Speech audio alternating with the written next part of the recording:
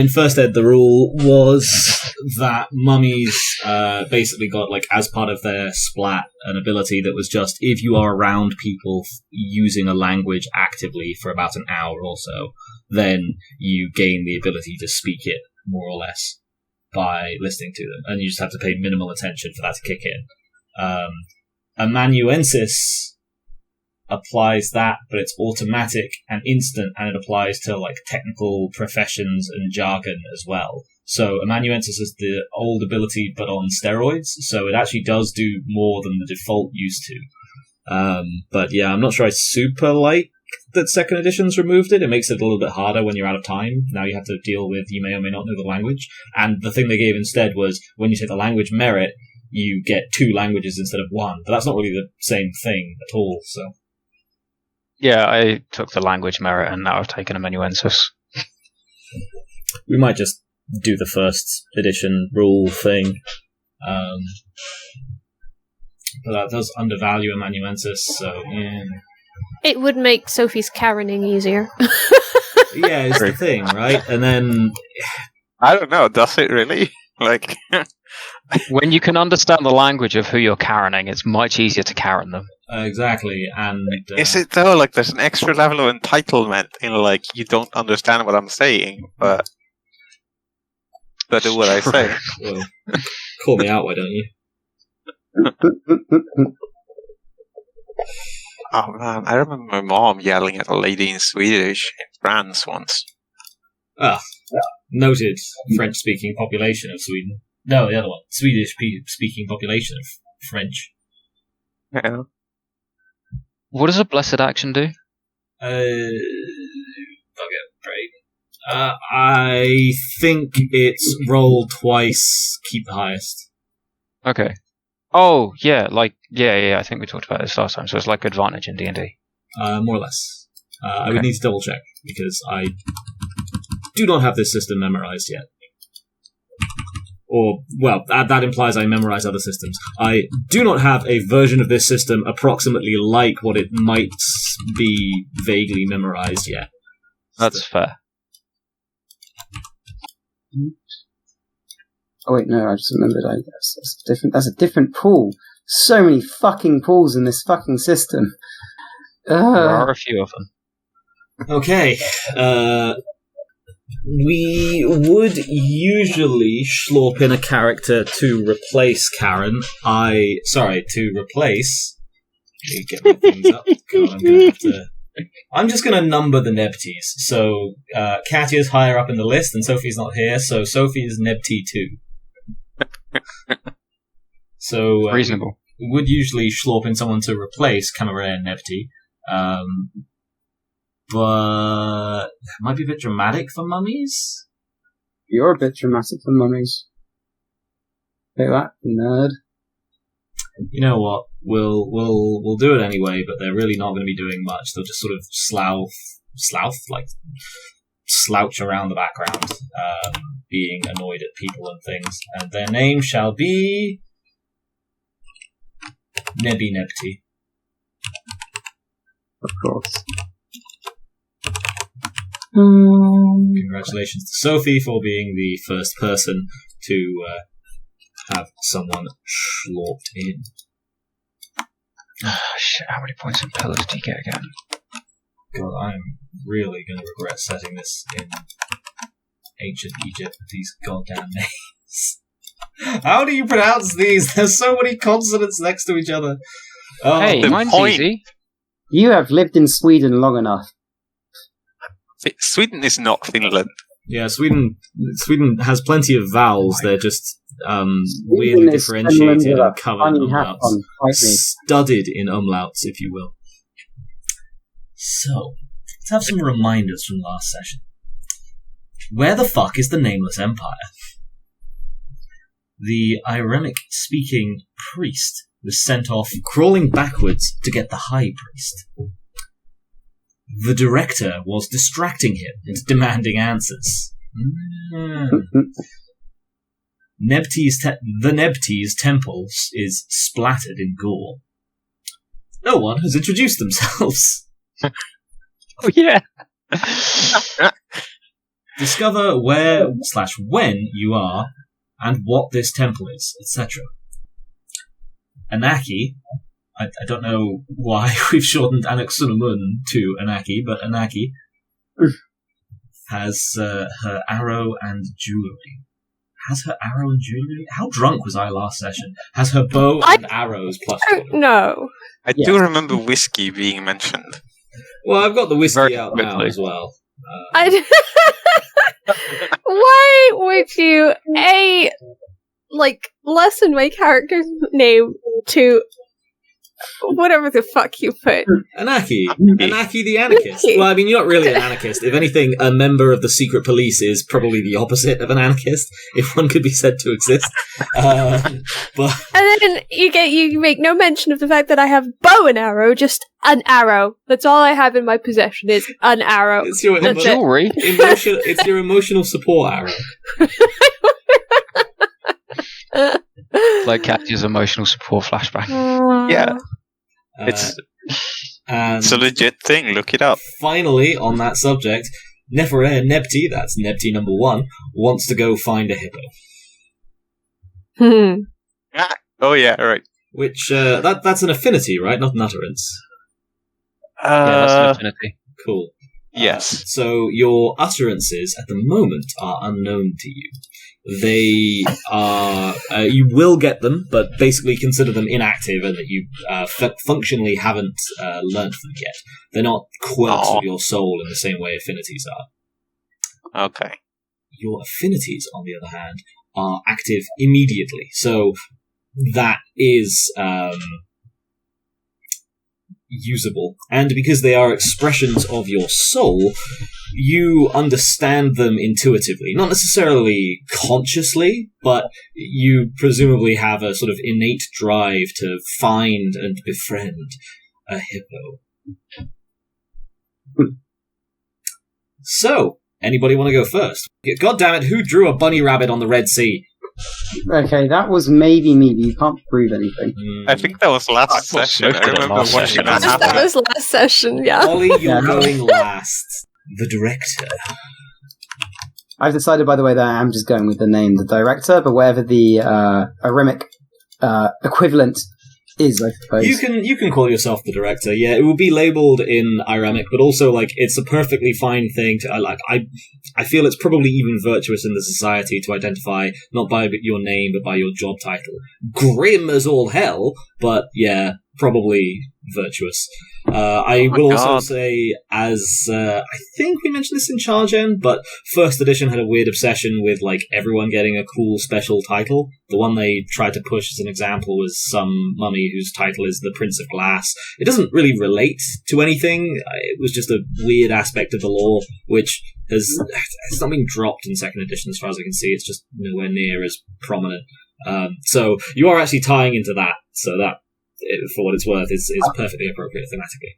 Frankly, I love it when I accidentally tie into things. Sometimes I even love it when I specifically tie into things. But mostly accidentally. So, we've got the group of 3 in the temple over here. And I guess we should do Sophie whilst we're here, actually, so we've got a token for her.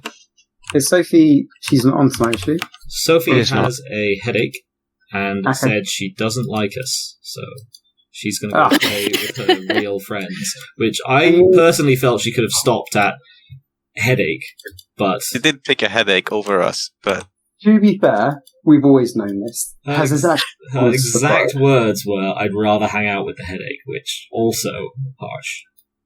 But, you know. But you know what? Harsh, but quite funny. So, you know what? I forgive her. Okay, you're all on babysitting duty for Bug Boy Sophie's character token, I guess. nothing's gonna get to happen to Bug Boy. He's adorable. Look at that little bug boy right there. He's a fucking little bug. I can't move it. Yeah, Me neither. It's Sophie and I can do it. You should be able to. Well, move then your I'm own not tokens. babysitting. We babysit it from a distance. Yeah, Just keep an eye on it. just body block it. Meow. Nothing can happen to that little bug. Look at him. Yeah, look at me flying around. Let's cut on through, shall we? What are we doing, folks? Do we want to go with the group inside the temple or the group outside the temple first? Isn't the group outside the temple just a priest slugging it into town and Ollie? Yes. Them. Yeah, I kind of want to see that. Ollie was late, so he has to start. What? Okay, fine. Okay. I think if I'm Ewan, could you refresh? Use the reconnect button in your audio visual tab in the settings. Yeah, I don't know why we always have these issues, Ollie. It's a shame. I like seeing you on cam. I like seeing your You're face my as well. reliable webcam bud, Ollie. It's you and me. You and me against these goddamn profile pic using bastards. Even half of them, they're just generated. Well, I say half. Currently 1/5, but my point stands. Absolutely disgusting. Anywho. To be fair, Sophie usually uses a webcam these days as well. Yeah, I've seen Sophie on Roll20 a lot more recently. It's been nice. I'll start using webcam eventually. Like, all of you know what that looks now. Anyways. Actually, I've only seen your face like once, so it needs to be seen more. So, it's true. Let's spin on. How's the director doing? Director? I'm getting flashbacks to the Corinthian now. The director is grabbing because he's about to grab, something. Gonna grab the terrified priest. I believe I just about started interrogating him. You were interrogating him, like keeping up an idle pace as he crawls backwards up the street in the grip of Sybaris, the sickness, on his instructions from Nefynebbers to go and find the head priest, who should also notionally speak better Iremic. Ah, yes. So I'm going to go up to the man and demand, why was I in the temple I was in? The tomb. Well, it was a temple. No, temple was temple. Yeah, you're in a temple. I wish to speak to your manager. He's doing his best to get him. My lord, I don't... I am... And he looks like he... In fact, no, he does. He starts openly weeping. I was not a priest of yours. I can't say. I kneel down. I place presumably both a live and dead finger on his lips at once. Mm-hmm. I look him dead in the eyes, and I go, I wish to speak to your manager. Are you just co-opting So's vampire mummy at this point? Because she's not here. I don't remember. Was she doing She's here in spirit. Yes, she was absolutely Karen. I've often thought that Sophie and me, we relate on a fundamentally Karen level with each other. So that makes sense. He continues to weep. I'm doing my best. My God, I'm, and that's not an exclamation. That's a literal mode of address. I'm getting the high priest as fast as I can. You're kneeling. Yeah, he's crawling backwards up the street. Have you considered turning around and doing a light jog before him? I promise you, I won't find it offensive. At least not right now.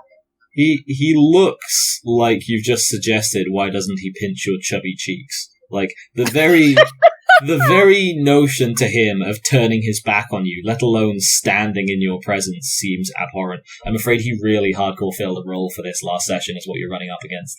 Not even really hardcore, no, he just failed the roll and got hardcore Sybarist before that.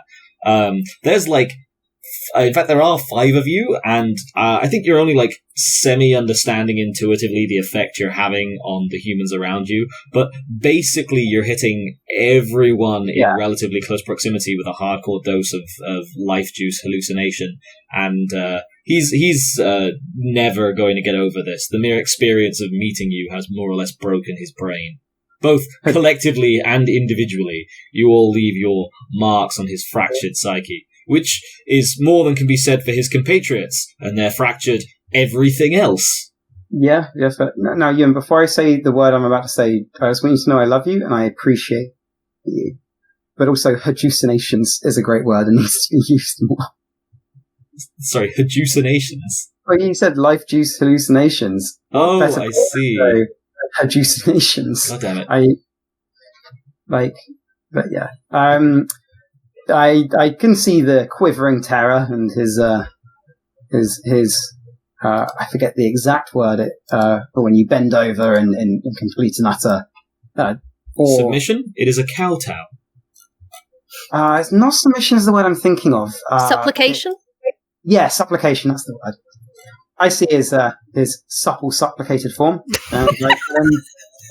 You know what? Please never use that phrasing again. Always Carry use on. that phrasing again. Everyone's nearly there. What? I tell him, I see the problem. I'm gonna go walk back.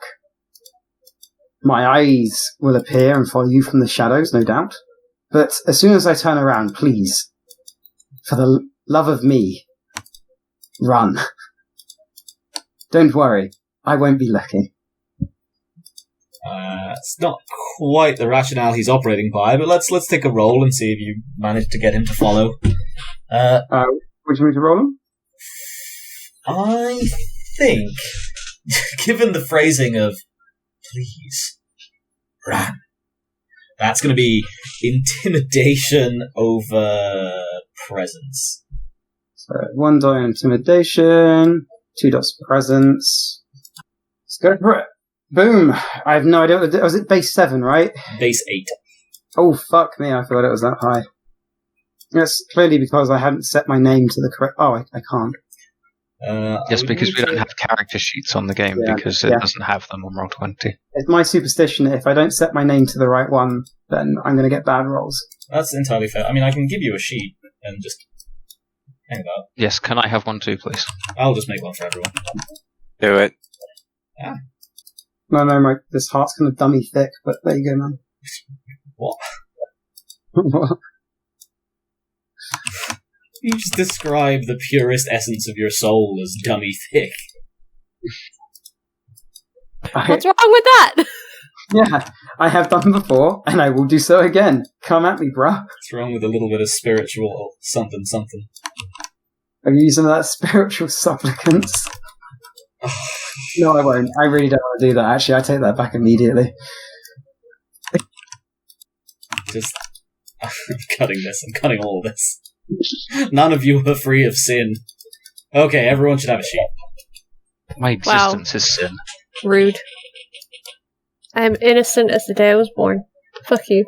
So the thing was, you weren't very innocent the day you were born. Like original sin. Gotcha. Yeah, exactly. You were born innocent, and Nikki, we all know you weren't.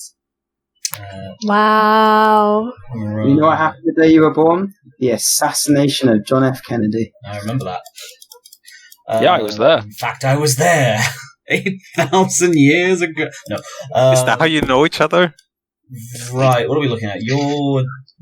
Did it really? Oh, no, I have no idea. Oh, okay. I was like, I thought that happened way earlier than when I was born. Yeah, it's the 60s. I mean, it definitely happened in the 60s. I mean, I'm older, but I'm not that old. I mean, you have the face of someone who maybe has been bathing in the blood of innocence to reduce wrinkles. Fun fact, those are a playable class in this system. Oh. They're further on in the book. Nikki, like, I wouldn't be surprised if I learned you that. In fact, they're a viable sidekick. Not viable once I drain all the blood out of them, then become an unviable sidekick. Yeah, if you drain the blood out of your blood bather, they do become unviable, but so too do most things. Well, you say that. We're playing in a system where it seems like fundamentally most things don't have blood, and there's so many of these things, humanity is actually in the fucking minority. That is kind of Chronicles of Darkness in a way. Like, there's only like one normal person, and everyone else is either a fucking werewolf, a mummy. Like, it's all just conspiracies versus conspiracies at this point. Most of the critters still have blood, though. So I was looking around trying to find, basically you can do the pillar points thing and you have attributes that are associated with your decree. Oh, it might be on the... reference? Yeah, the quick reference actually. But if you spending a pillar point, you can also raise those as, I think, a side action once per scene. Mm-hmm. I did do that last time, I think. No, last time was physical stuff. Here we go. Right, what's your I degree? think to do social or mental, you need a particular affinity. You need a particular decree, basically. What's your decree, Ollie? My decree is Depress-out. Depress. Cool. So your favored attributes are resolve and wits, meaning that you can raise them by once per scene by spending a pillar point. But you can't chain do it in the same way you can with physical stats. Yeah. That's what the affinity's for. Yes. Which I have. No, wait, I don't. You have it. What's your decree? The same.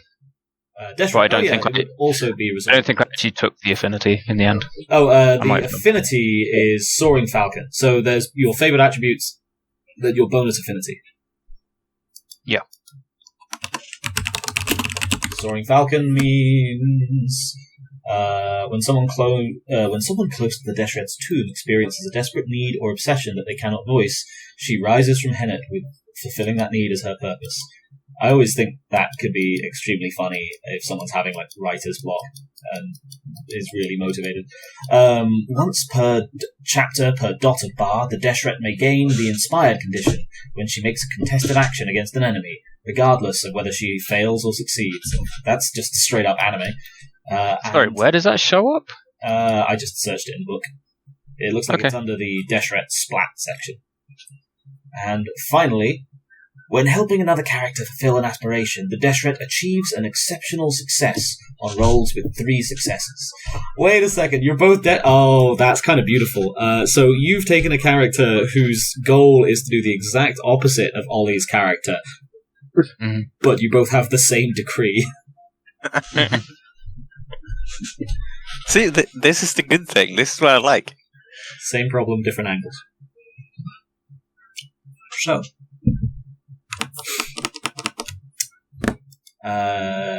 yes, right. Did we do our roll, Ollie? Yes, we did, and we simple failed. He's going at more or less a snail's pace now, mumbling and whispering, his face pressed to the ground, doing his best to crawl backwards, but completely unable to cope with this.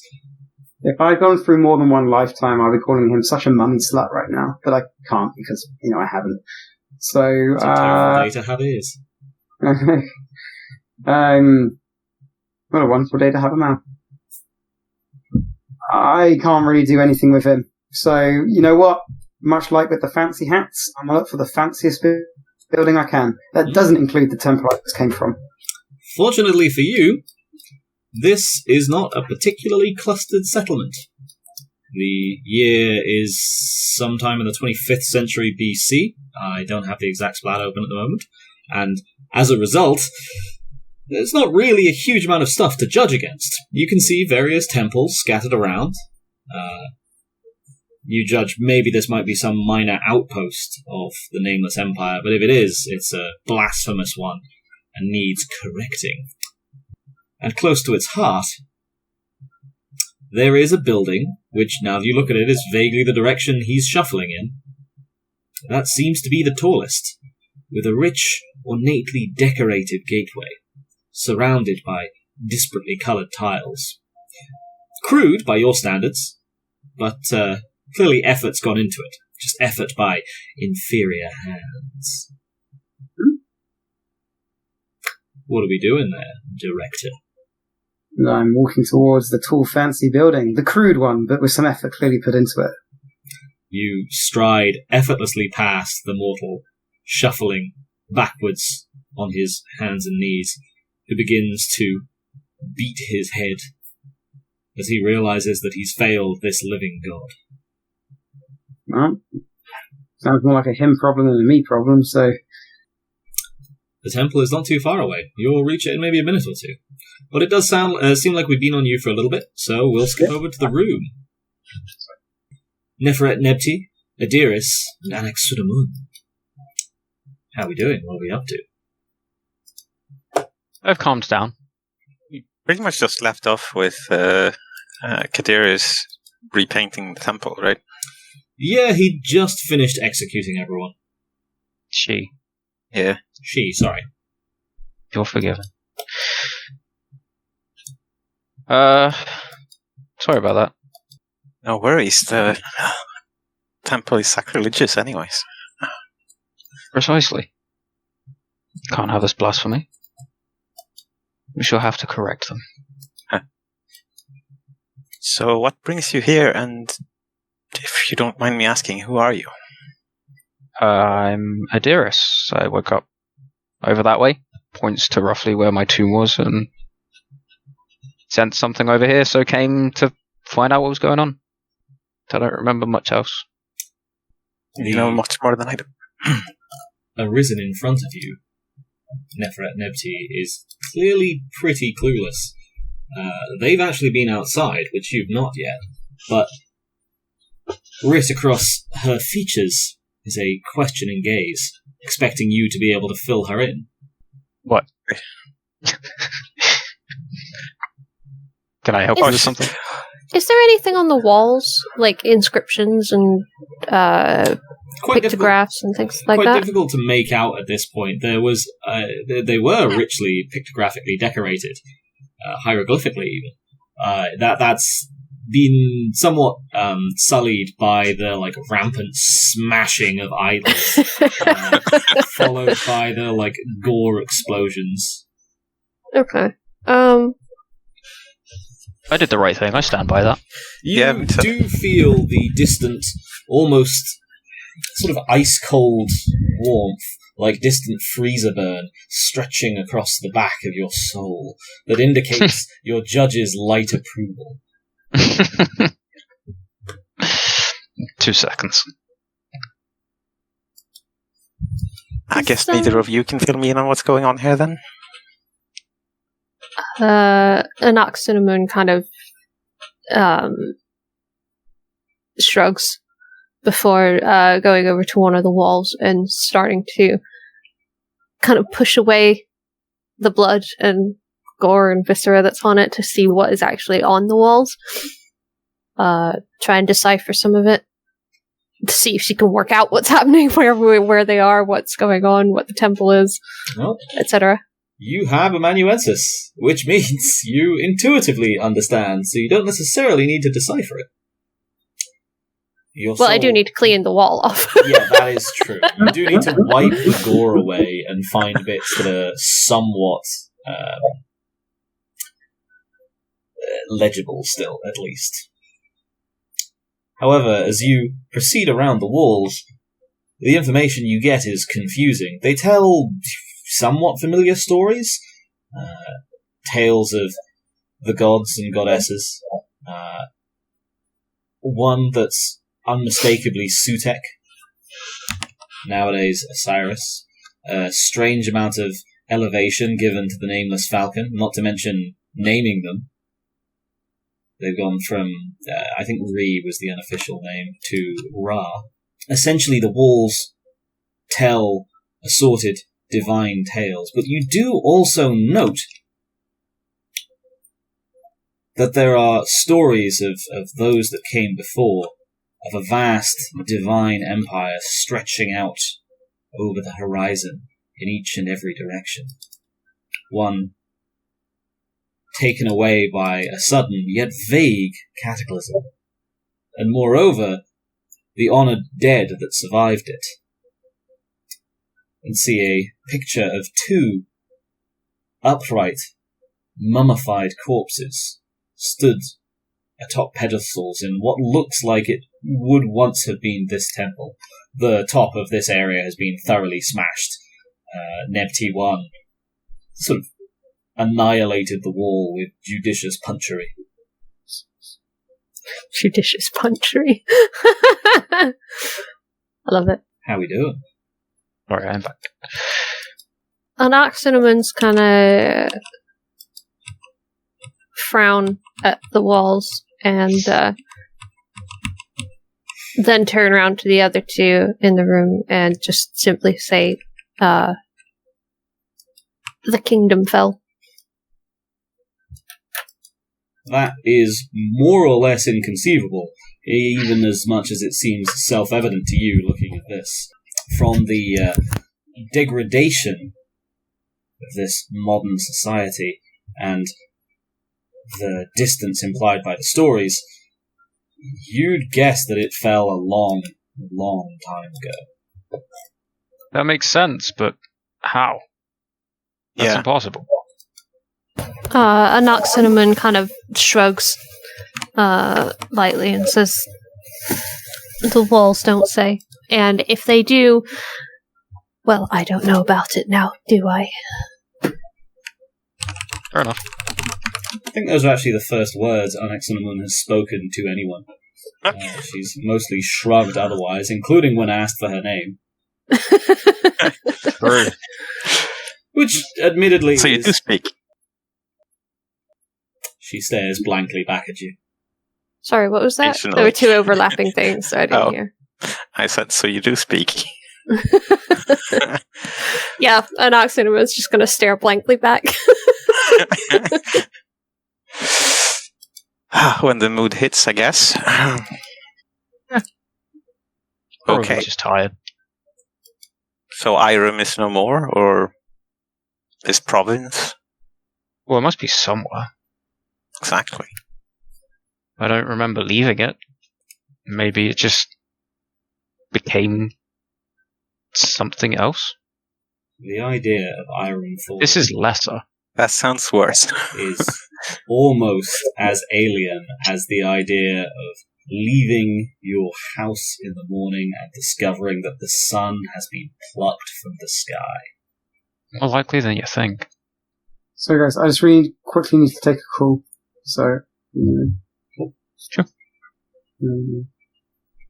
A slow-growing panic begins to set in all three of you. You remember barely anything, and can find no trace of the Nameless Empire. Yet, at least this degenerate temple seems to indicate that it's been gone for an uncountably vast amount of time. Either that, or you have somehow ended up who knows how far away from it. What time of day is it? I believe it was the early evening. Is it must have it been dark late evening, yet? actually. We had moonlight, yeah. It's definitely dark. Okay, in that case, I wish to go out and look at the sky. Sure. Would try and glean from the stars how much time has passed. I'll follow her outside just to get the lay of the land. All I've seen is this blasphemous temple. How super advanced was Irem? It varies, but astrology was one of their specialist subjects. Okay, so they would have figured out that as like extended time passes, the constellations would be in different places and shit. Yeah. So would be able to kind of figure out how long it's been if the constellations were in a place and are in a different place now. So, yes, they would definitely have the technology for it. To like put into perspective how super advanced their tech was, their magic tech was. They actively bound and possibly changed the paths of stars as part of their rituals, including the one that made you. Fuck. Okay. So astrology is definitely one of their big things. Let's see. Would you have training? Oh, you've got academics. I feel like that would cover it. How much would that be visible to the naked eye? what would be visible to the naked eye? How much stars have changed? Though, admittedly, you do have. If you're in a place that only has torchlight, you'll be able to see anything unless you're like got your eye pressed up against the. You'll be able to see like everything. Oh, they don't have torchlight on the streets. In which case, yeah, you'll be able to see the clearest night sky. He is, to be fair, trying to judge the movements of the stars from memory relative to. I see. Yeah. Okay. I tell you what, you do have your life juice of vision, second, powering up your eyesight. What is your perception? Am I stupid? Where's perception? Oh, maybe we don't have that anymore. What is your intelligence? 3. Cool. So that would probably be academics, intelligence. I feel like I would ask, do you have any implement for observing the heavens in greater detail? I do not currently have anything. Does anyone in the merit have any ability to help me with Actually, could I have a look around in the temple for anything that would do that on my way out? that? You know what? That is extremely fair. That's very much their shtick. You probably could have asked someone, but they are dead. They probably wouldn't even know what I'm talking about anyway, or understand the words coming out of my mouth. That is true. Although, as you are saying this, in the background, not Adiris, sorry, Anaxunamun, you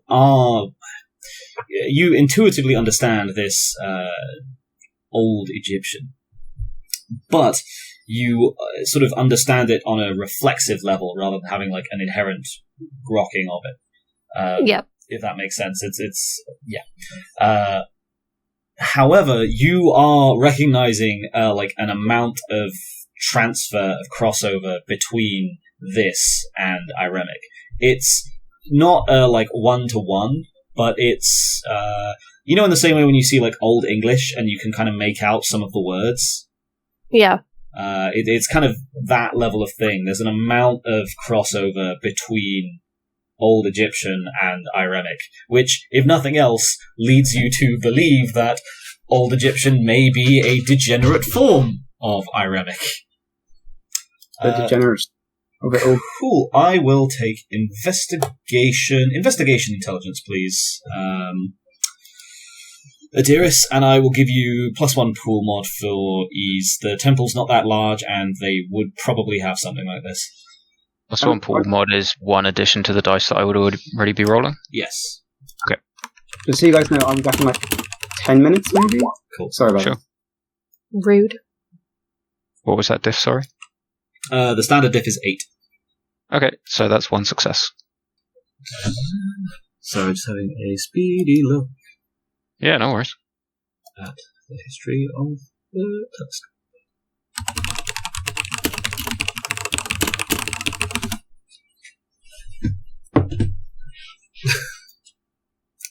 Sorry, it was a dumb thing. 2 successes. Mm-hmm. Okay. 1 success, because I got a 1, so that's a fail, right? I think they don't actually deduct in this system. I mean, they don't technically in vanilla WoD either. Oh, cool, so 2 successes, I'm happy with that then. Yeah, we just usually run them like they do in vanilla WoD because it makes for more exciting rolls. But in this one, with the like yoinked difficulty and lack of easy rolls, I think it's more key not to. Sounds good to They me. are only a crit failure if you don't get a success. Okay, cool. And even then, I think technically it needs to be down to like 1. There's a whole thing for it. So, 2 successes. Yeah, you find in the back, you were hoping for something like a telescope, which your civilization would have had. These guys definitely do not. What they do have, however, is a primitive astrolabe.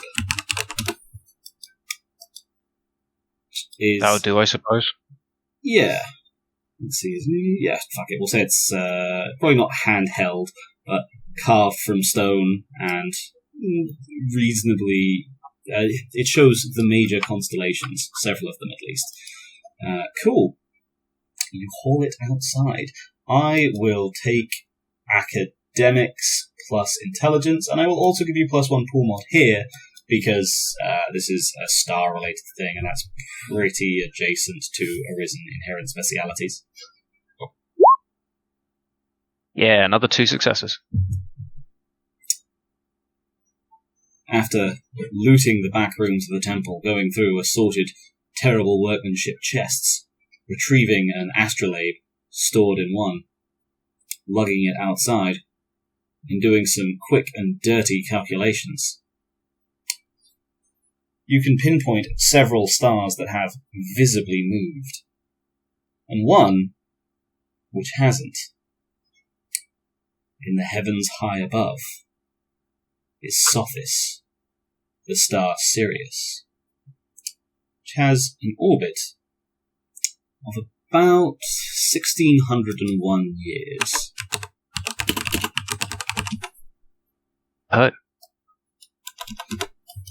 From the evidence presented, that would imply that you are 1,600 years after your death. Oh.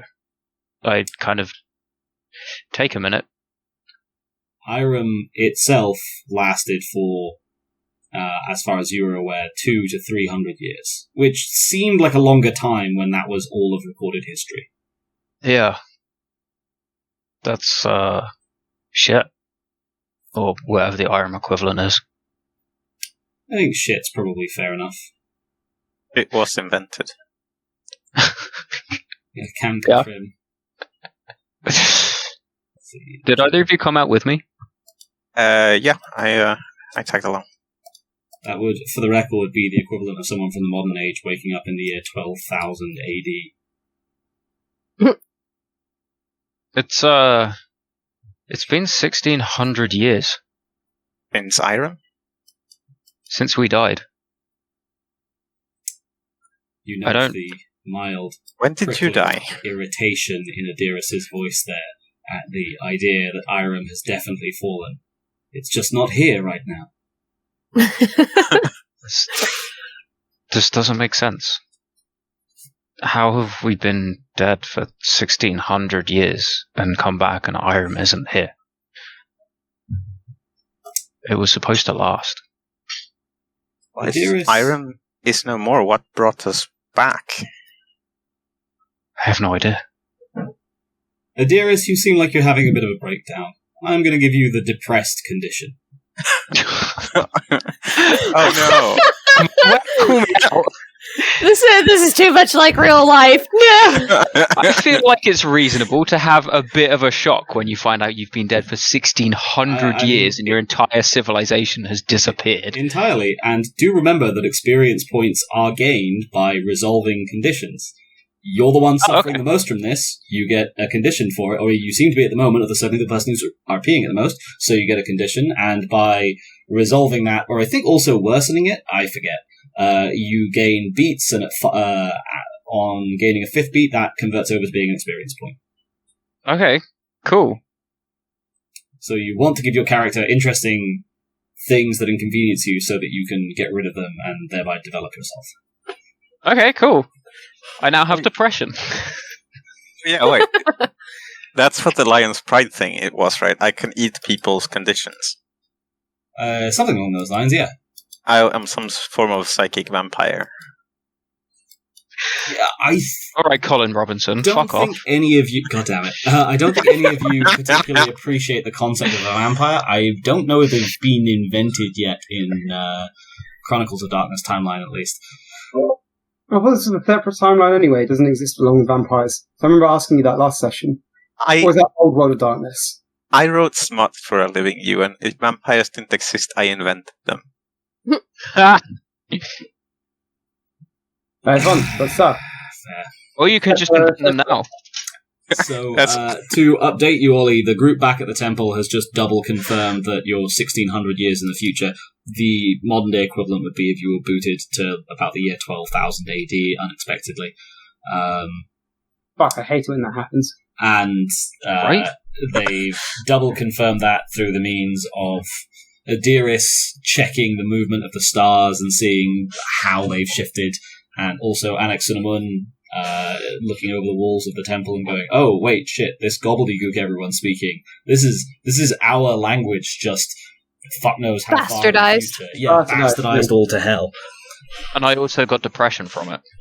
No, Yes, that's Adiris is role-playing the depression the most, so I've given Adiris the depressed condition. Existential angst, if you will, at the realization that her entire civilization and also point of view of the world has collapsed. It's gone. If you were transplanted 1,200 years in the future, you might still have personal values and ideas that go with you. Adiris sort of doesn't right now. Like, those are still there, but all of the things that they were based on that were supposed to be true are not. I can see how that might cause a slight mental discombobulation. Yes, exactly. A small one. Cool. Now, unfortunately, I suppose you can't die of shock. You can 'Cause- die of shock. It's just Yeah, come but back again. very Or someone of difficult. shock. It would just be very difficult, and you wouldn't stay dead. You can. Okay, sorry. I should phrase it better. You can die of shock, but you won't permanently die of shock. Yeah, very little can permanently kill you. You don't even have the Old World of Darkness mummy weakness that you'll die if you get nuked. I like how that's. Isn't there like didn't they end Old World of Darkness with a nuke going towards like an elder vampire who's taking powers or something? Yes and That is this stuff. Yes, it so, happened. Spinning on, as we've been with Temple Group for a little bit, the director, you barge into the head temple, the largest, or what you take to be the chief temple, the largest structure in the village. This arcing stone, not quite tower, but sort of double-crested, sloped trapezoid. Not quite a pyramid. Sekhem still blazing behind you. There's fairly few people in here. A couple of priests tending to a small altar, muttering prayers, who turn to face this interloper and are... I'm going to go roll for Sybaris, don't I? Fuck. I'm going to look up the rules for that real quick. Tell me what your strategy here is, Ollie. What is the director doing?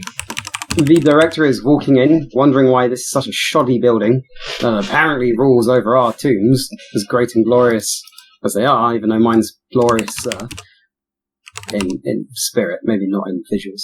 I'm going to demand to talk to the head priest. I'm going to be there like, yeah, fucking get me to do it with the biggest hat. I want no one with a hat that is 1 foot less than I don't want anyone with a foot less of hat, essentially. Oh, they don't get to roll. It is resolve plus composure minus Sekhem. Your Sekhem is currently still at 10. Yes. So the dice pool is technically in the negatives. Get wrecked, fucking mummy nerds. Oh yeah, no, they're doing pretty bad. So of the two of them, only one is wearing a hat, and it's not particularly decently sized. I am going to grin and stride towards the man with the disappointingly statured hat, and ask him if there's anyone with a bigger hat here. Okay. He does not speak Iremic. He simply falls to his feet, crying out. I put a hand on my head. I am face palming. This is just keeps happening. I know I'm a god. I know I'm incredible. Have you seen me? But I need to get some fucking answers here. So I'm going to start. Are there stairs up or down? Down. Okay, only down? Their eyes are downcast. They're struggling to look at them. Oh, no. I said, are there stairs leading up? Or stairs leading... sorry. No, there are not stairs leading up. There is a sort of long, not quite a nave, and then several smaller corridors leading around back to what might be a garden or residential portion of the temple. I'm going to spend some time then. Well, think of it as like a priory attached to the back of a smaller, I hesitate to say a cathedral because nowhere near that grand, but like a somewhat grandiose church. Then I'm going to slam my way into the grandiose church, I suppose. Okay, so you're ignoring these two. Yes, they are beneath me. The extremely beneath you, not least because they're kneeling, but also socially and spiritually. Figuratively and literally, they are beneath me. You are the director, and you must seek someone whom you can successfully direct. So with that, you march up towards the end of the, not quite a nave, the end of the church, and around towards the priory. I'm using cripplingly over-Christianized terms. That's fine, we do anyway. You come to a small courtyard, in which is an actually pretty immaculately tended garden. Do any of the plant life remind me of the Forgotten City? They are mostly familiar to you, I will say, actually, yeah. You feel a slight nagging sensation at the corners of your mind. Not quite the rear, but like seeing a blur of movement in the corner of the room. I'm going to go up and I stroke the leaves. Righteous indignation aside for a moment, you allow yourself to become distracted by the plants. And going up to a small, flowering bloom, you gently touch it. Every pore of the leaf sinks into your fingers, your touch registering the detail in to an absurd level of magnification. Are we just playing autistic people? Sorry? Are we just playing autistic people with sensory defensiveness? Because that's kind of what I'm getting from this. I mean, I guess what you're playing. I'm playing a depressed person who's been asleep for too long. When you're at high second, basically everything is like you're getting overloaded on all specs. So I guess there's some overlap. It's parallel. It's more the like vampire stereotype of everything becomes livelier, but without the and some other things become deadened. Colors are more vivid and the air tastes better. Yes. It's Stimutax. We're on Stimutax. You are on Stimutax, yeah. That actually, yeah, you are on Stimutax. Down to the superpowers. I've not heard this. It's a C-Lab 2021 reference. Okay, yeah, I didn't get it then. Ollie. Yes. Hold on for just 1 second. I need to look something up. Do you want to maybe tell me what this is reminding you of? Just a little in-character thing, what you feel. It reminds me of the private garden I had inside the area of my temple. You see, I had got not what you'd call a corner office, but a sloped corner office of a degree, I suppose, with plenty of pillars inside of it. And there was a little garden that I tended to in an open courtyard, but still inside the building. You know, one of those sort of like ultra private gardens, I suppose. And it reminds me, I'm seeing some of the flowers I used to see there. You get little flashes of your mortal existence. Tiny memories of the minute breaks you used to allow yourself in your work. Your job was everything to you. But even then you were still human. And touching these plants. Sorry? I can't do my job was everything, but I can't do my job if I can't human a little. Exactly. I will say, take a reminisce beat, please. What's a reminisce feat? Beat. Oh, beat. Okay. So the way the experience system works is you take beats, and when you hit 5 beats, that converts over to 1 experience point. Okay. There are regular experience points, which you spend on basically everything, but then also mummies have reminisce beats, which add up to reminisce experience, which can be spent on memory. I think you might actually be able to also spend it on regular stuff if you want to. There's so many pools. Why are there so many? So it's basically like you just got 20% of the way to a new experience point. Yeah. That's how I'm taking it. An experience point that can mostly only be spent on memories, on upgrading your memory level. Yeah, upgrading your memory level is the shtick. Because we all start at 3, don't we? You technically start at 1 in this setting. Oh, really? Because I started at 3 because that's what the character creation said. Yeah, it's 3 in everything apart from this descent, but honestly, it's our first time. We're probably just going to let people start at 3. That's fair. Cool. Okay. Nice. Okay. Yeah, as I run the familiar feeling leaves and delicate flower petals of the desert orchid through my fingers, something tugs at the very frayed edges of my memory. And get flashes of colour and a sense of direction. But a direction long since gone. You're lost in your reverie when someone all but shrieks at you. They actually make a comparatively little noise, but the interruption feels like it was screamed right in your ear. They have rushed out of a room and skidded to a halt in front of you and thrown themselves to their knees, and then spoken in incredibly flawed, heavily accented, but utterly understandable irenic. "We are not worthy, my God!" I turn to him. "You interrupt my reverie. Are you the man with the biggest hat?" He's currently wearing night attire and no tat, no hat. Does he give off the aura, though, that he wears a big hat? Difficult to say. Everyone looks more or less the same in a nightgown. Yeah, fair. It's true. It's very true. Not geared up for a night out of priestly things. His head rises. I wear the hat of the chief priest of this place. I head your worshippers and the worshippers of the other. Then why was my temple the smallest? My god? No, that's what you will be saying in a bit. I'm afraid we have not been able to afford to enlarge it. You know what?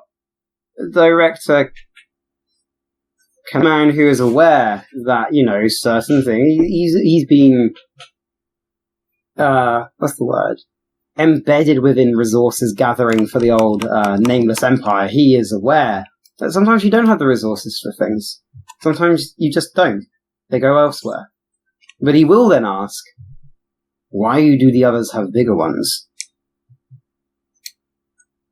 The other two, my lord? Yes. Theirs was built first. They were discovered first. You were found less than 50 years ago. I mean, can I see any part of the temple from this garden, or are the walls quite, the edges of the courtyard quite high? You can see the chief temple stretching up behind you. Yes, it is also larger than your temple. It's the largest. I was going to say, I'm going to assume that my temple would have been just as grand, if not grander, than those two. If more time had been... Wait, what do you mean 50 years ago? You were discovered in the desert sands 50 years prior. My predecessor. The sands out in the wastes. But I was just later. I'm sorry, I need a second to think. He remained silent. Where is... and then, I guess, where is the nameless empire? I don't quite know how to... You would just say, where's the empire? Where's the empire? Okay. Where's the empire? Fuck, I need to check what the capital is. 2 seconds. Also, my question, when the ritual happens to me, I know that I've got the vague memory that I was tortured for 1,500 or however many years it was. I'm aware that not that I know I was tortured, but I have a vague memory of everlasting discomfort by the sounds of it. Yeah. But was I aware I died? Yeah, you're certain you died. The experience of dying, like at least the vague, think of dying like a repressed memory, but a memory that's only just been repressed no matter how long it took you. That first agonizing death, at least. That's fair. 1,600 years you spent getting tortured in the afterlife is more like an unwaking nightmare. You remember the immense fear and terror, but not the actual details, or at least you only get flashes. Okay. So I'm aware that I would have died in the ritual then. Yeah, the thing that you always remember, no matter how little your memory is, other than I think memory 0, is that act of getting stabbed in the chest. Okay, that informs me. Thank you. And by a necromancer as well, so even though it would usually kill you relatively quickly, it did not. Yeah, so I'm going to ask him... Well, first of all, I've asked him, where is the Empire? And I presume he has no idea. Right, yes, sorry. So he does have an answer for you. The Pharaoh rules from Inbu Hedge.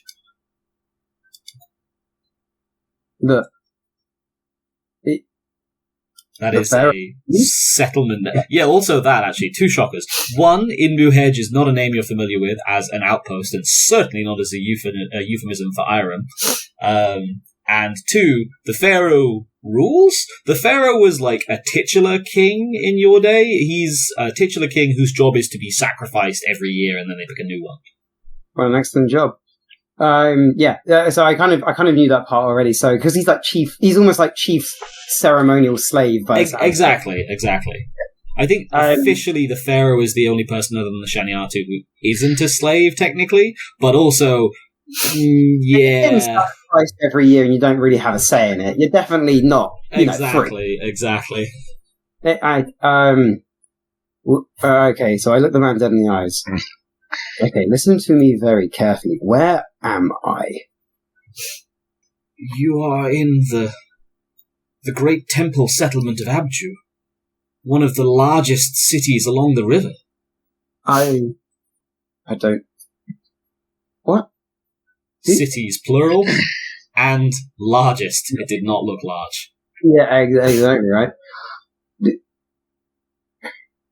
Do or have you ever seen, recovered from the sands, any pillars? Obelisks, my lord. On occasion, they have been dug up and repurposed into our great solar temples. Repurposed? They already had a purpose. Are you saying their purpose no longer exists? Is that what you're implying to me? Also, your obelisks are supposed to be spines pointing down into the earth. Exactly. Not spires pointing up into the sky. Mm. A pretty good equivalent would be saying to a sort of 1980s Midwestern Christian fundamentalist, we've taken the crucifix and we've improved it by turning it upside down, so now it points up to be more positive. So I'm there reeling at the fact that 1, there are cities plural, 2, these cities are named, 3, these cities exist with a head city. There's only meant to be one city. These are all valid revelations to come at you. Thick and fast. I look the priest again, more deader in the eyes than I did before, I suppose both figuratively and literally. Your task, you are to get me a boat. Something that can travel up or down the river towards wherever Inbu Hedge is. Okay, so point of clarification before I say this. From our perspective, with the world orientated north, it is upriver. But the Nile flows south to north because it flows from the African highlands down towards the Med. And they don't really, they do have a concept of what's north, but they orientate based on which way the river flows. So he's going to say downriver towards Lower Egypt, which means Upper Egypt. Which means up towards the top. Lower Egypt is north and Upper Egypt is south. Why are you speaking these nonsense words? Surely if there is to be a ruler, they rule from the highest they can. The source. It didn't happen in my time, but clearly my time is achingly different to yours. The river has no source. It simply goes on forever. Okay, ignoring your mad delusions, I demand a boat to take me to Inbu Hedge. I will have one prepared at once, my lord. Oh yeah, that is actually totally a mad delusion from your perspective. From his perspective, the river does go on forever. The Nameless Empire stretched up to and slightly beyond the mouth of the Nile. So my thinking was a mad delusion in the fact that he thinks the river flows the way it does, in the sense that, you go down towards where it empties out like a fucking toilet. It's kind of the approach I'm taking. I don't know if that's correct, but... Yeah, it's kind of nebulous where Irem actually was, and it may not have had a concrete physical location. It's more of a state of mind than an actual place. Arguably, somewhat, yes. It's kind of Egyptian, really. It kind of also tracks with, every conqueror ever, pretty much. It's like, well, this new place is really our old place, just in a different place, if you know what I mean. Yeah, I can see it. And I'm also going to demand scrolls or information on what has happened. Your oldest scrolls. I want... Isn't he metagaming me to say I want a history? I feel like I'm aware... I feel like you're definitely discovering this. I don't think this is metagaming. This is you're not in the correct when. You might be maybe 100 years after Irem. Something's going back, 100 years away from where you thought you were. Something's gone wrong, basically. Okay. It's not about Irem, it's about Iwen. I'm so mad at you. And on that note, so he's going to scuttle off to source you whatever old scrolls he can, and we will skip back to the temple group, I think, for a bit. Okay. How obviously distressed is Adiris? White. Alright. I might just go over to her, put a hand on her shoulder, and flash her a smile.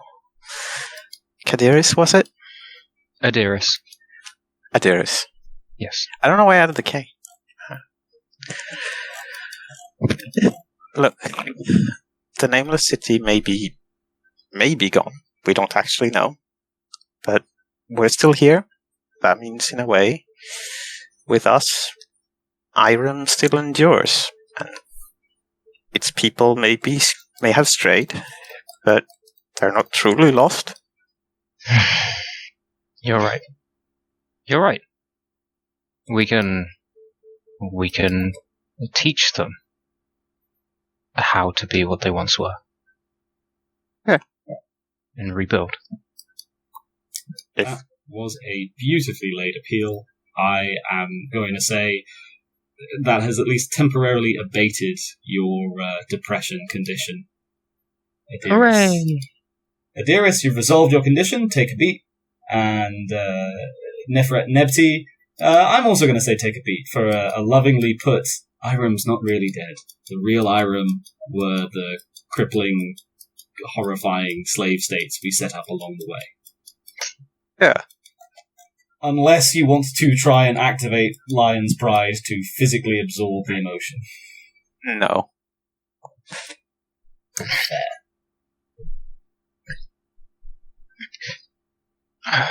I will make it so nobody ever loses this again.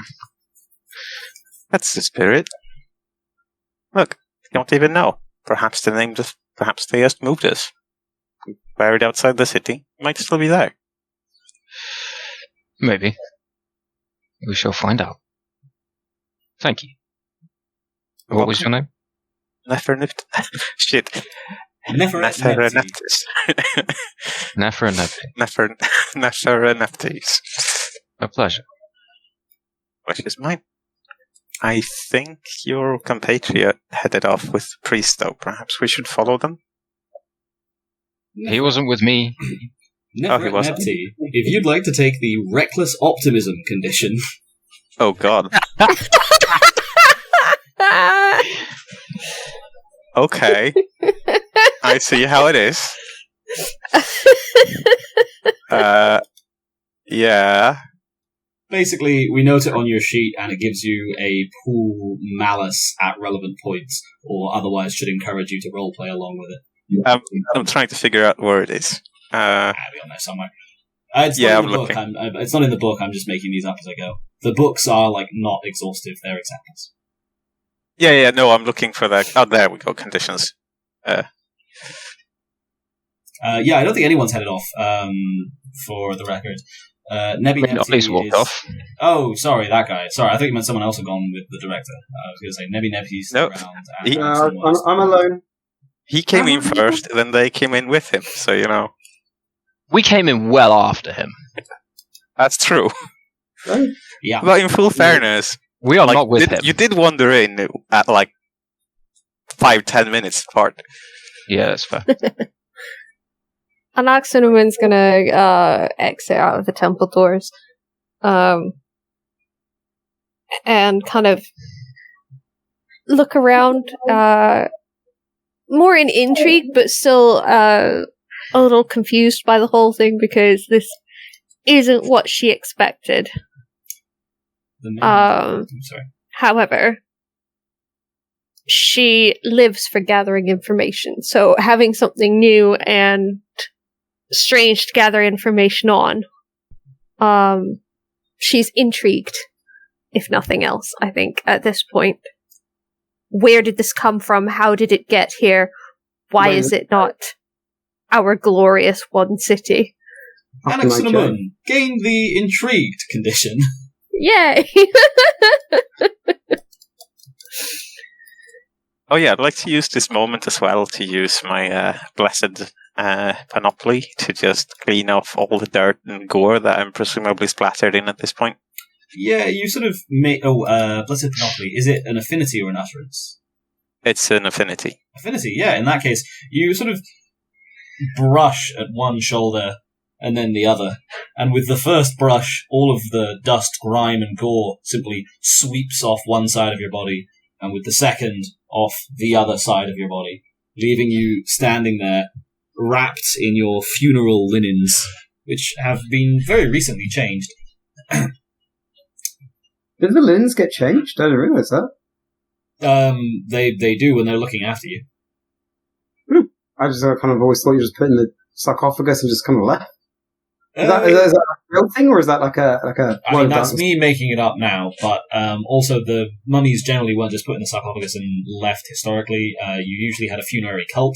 You know how when you die now, when you have like a foundation that's, if you're really rich, you have a foundation set up to like dispose of your cash and look after your kids and such. The common practice for, I mean, I'm going over thousands of years of history here, but at least as far as I'm aware, for a lot of Egyptian history, the common practice would be for definitely pharaohs and the like upper crust of society to set those up, but they weren't supposed to look after like the people who came after them. They looked after the tomb and the estate within. Including the corpse, making sure that it's in good nick and like changing the bandages and putting in new grave goods and such when something happens to the old ones. Depends on where you're buried. They weren't doing that so much for like Khufu and Giza, but they would have done for like smaller mastabas and things. And then as the centuries go on, the money starts to run out and the temples get less and less fresh donations because the family can't upkeep everything or falls out of favor or what have you, and slowly these cults die off. That died surprisingly recently. This is why you see like personal chapels dedicated to noble families that are only from a couple of hundred years ago. Not the same practice, but very similar practice. That's interesting. I did not know that. I know a few little bits and pieces about mummification, but I did not know that one. I'm pretty sure that's vaguely accurate. I'm not as big on Egypt as Cassie is.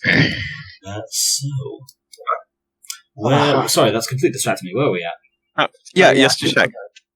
Am I understanding the affinity correctly as well? And I could at this point just plain decide to turn my funeral robes into the finest peak of iramic fashions as well. What page number is it? Good question. Blessed Panoply. Page 127. I'm looking at it. You can't just touch them, but you can relatively easily make them into that, basically. You need to find at least some kind of primitive tool and then sit down and do it. But, yeah, you would do it automatically and then they would become just the peak of ironic fashion. But you need like but aren't clothes themselves the tools of a young debutante? You need like a stick or something. Like, it's not that you need much of a tool, but you need some tool that could arguably do something. Or like a crude knife, a spoon would theoretically do, the tooth of an animal. I like that one. You know what? There's a load of bones inside the temple. You can pop back in, get yourself a splintered femur, come back out, and rapidly clean yourself up if you like. That sounds lovely. Let's do that. You know almost instinctively that you'll be able to do this. As you head back in, find a large, relatively pointy shard of bone. The gore and slides off and the marrow falls out at your mere touch, cleaning it up instantly. And then begin to strategically cut away at your funeral linens. They grow in some places and shrink in others. Describe your outfit to us. It's predominantly linen-based, but it can be as fancy as you want it to be. What was the high fashion? So I remember it was just linen with. I think I'd go for a tight-fitting gown with a gold trim.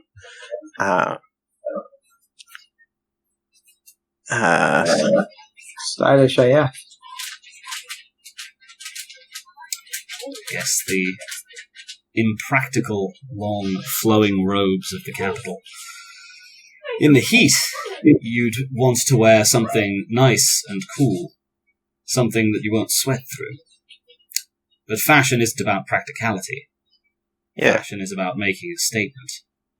And especially as one of the senior, law-crafting slaves, you were as much an object of...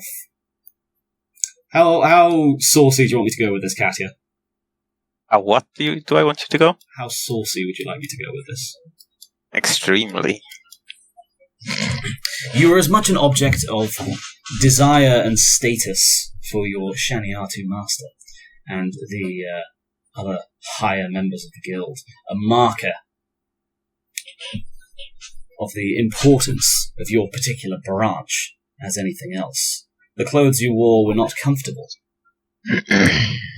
But damn, did they look good. Right. The other two mummies looking on in... I mean, what are your emotions as you watch Nefynebbers go at her funeral linens with a sharpened femur? Splintered femur, even. Initially confusion, but when it becomes clear what she's doing, nostalgia, I guess. Yeah, she's wearing the height of iremic fashion as of around when you died. You feel like that would be extremely modern, but this is also working off of your flawed memories. Yeah. It's more an instinct than an actual memory. It features, naturally, prominently, the scorpion symbol of Iron. As I finish up, I want to craft the bone itself into a tiny scorpion decorated tiara and just put up my hair with as well. It's an odd experience, watching her strategically snap the bone, and somehow an ossified tiara comes out of it, with a tiny, almost alarmingly delicate scorpion crown piece, the tail curling forwards, suggesting that her entire face is itself a scorpion, ready to leap off and strike at foes. You, make something for me, perchance? I didn't have anything in my tomb. Looks down and it's just like fucking sand covered, dirty. Your linens are dirty, you're splattered with gore, you're ridden with blood-moist sand. Your hair is messed up, and though you still exude vibrant, all-consuming life, you do look like shit. I mean, at this point, anything. Okay. I'm guessing a librarian's robe or something. It feels right. Loincloth is the sort of basic attire for most people in this day and age. Yes, but I am far more upper class than most people. Yeah. Out of curiosity, I can do that with just any piece of fabric, right? Yeah. You sort of have to work somewhat with what you've got to an extent, but we can also say you had like scraps of cloth from the loincloths of the people in the temple to work with there. So it doesn't technically make something from nothing, but it does make a fair bit from very little, if that makes sense. Alright. Yeah, let me get another bone, and I'll get to work. And at the risk of forever ruining Egypt for you, John, it's less that you'd necessarily wear a much fancier outfit as a noble, and more that you would have a much fancier loincloth. That is very true, yes. Okay.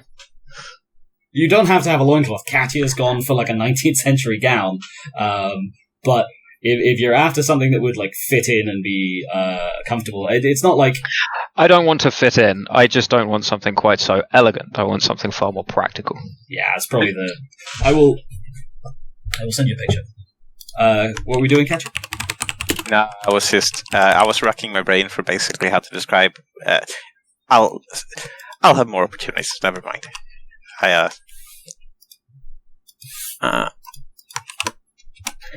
Anoxinamoon's gonna kind of, I guess, watch with more indifference than anything at all this going on, but she sort of looks down at her own sort of ragged scraps, I guess, of funeral shroud. And I guess the first thing she's gonna do is just find somewhere that sells some fabrics and put together something very basic. You know, kind of like you know how the Roman togas were essentially just a sheet with a head hole thrown into it and then some ropes tied around it to make the various arm, head, and leg holes More or less. needed. Yeah, that's kind of what she's gonna do. Nothing fancy, something that's light, airy, inconspicuous. That is good, because you do not have the Blessed Panoply affinity. So you do not have the same level of ease, I'm afraid.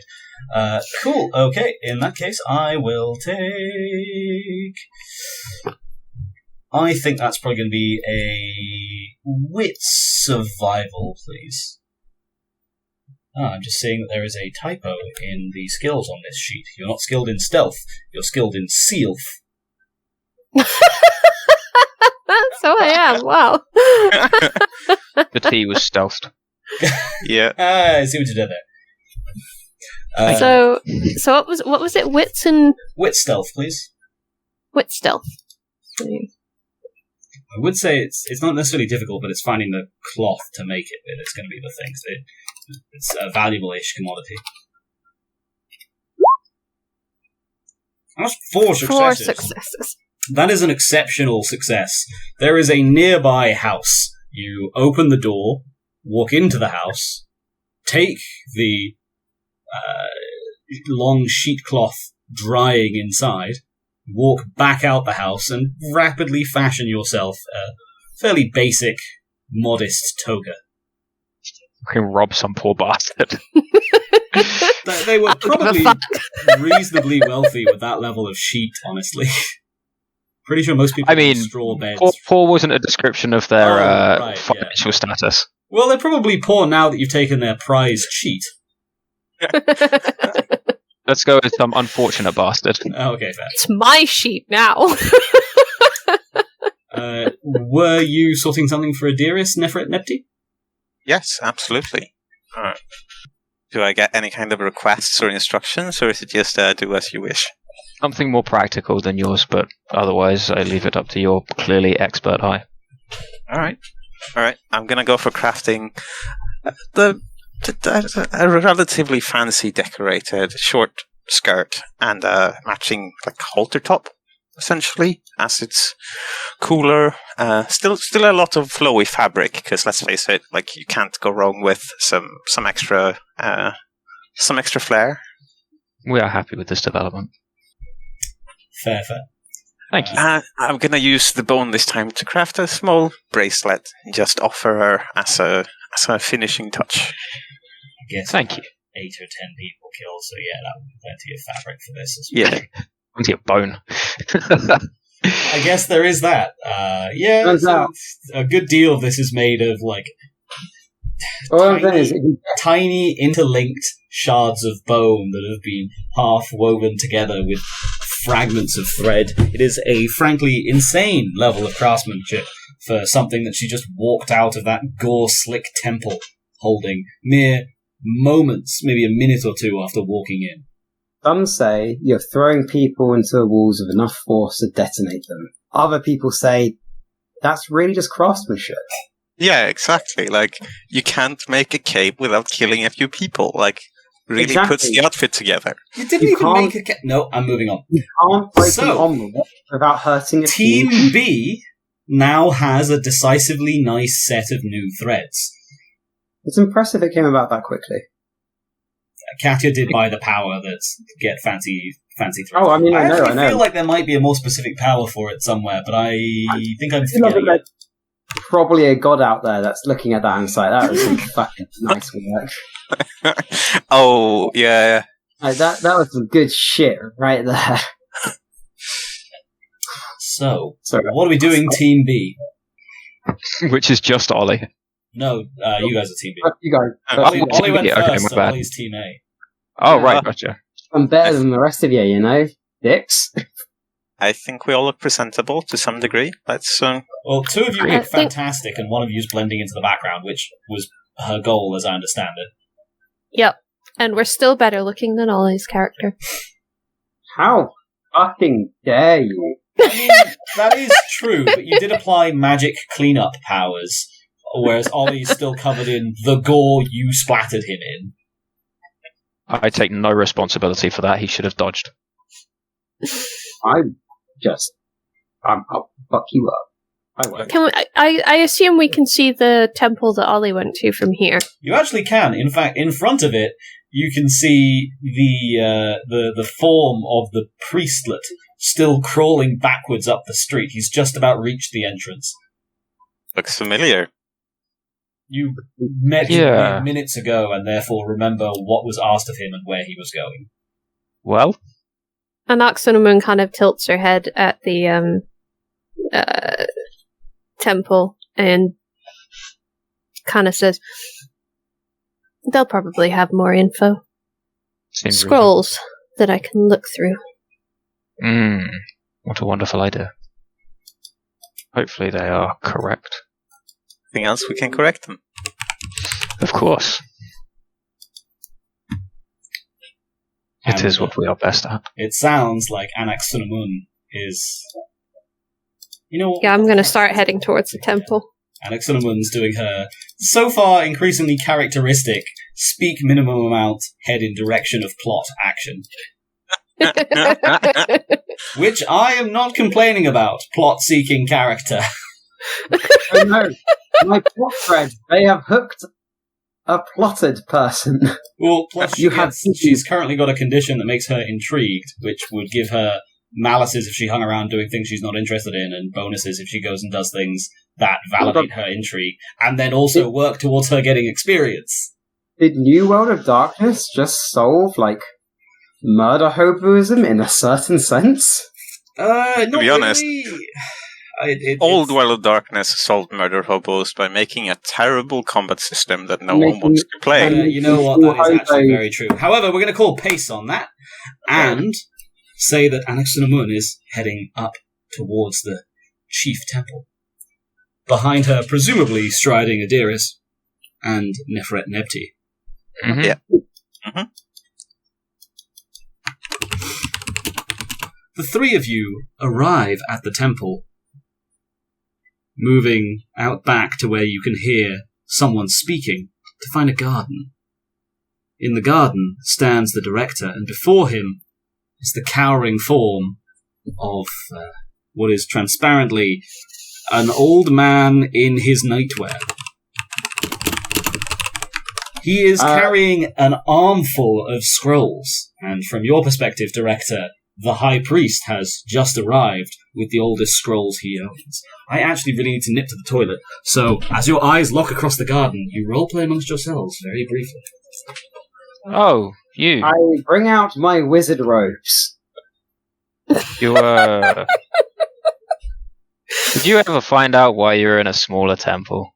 I want Ewan to be here so he knows. Well, without Sophie, there's no one to yell dicks until he comes back, so I think you'll just have to deal with us. Good point. Yes. Turns out you were discovered a lot longer ago, so therefore your temple has had more growth.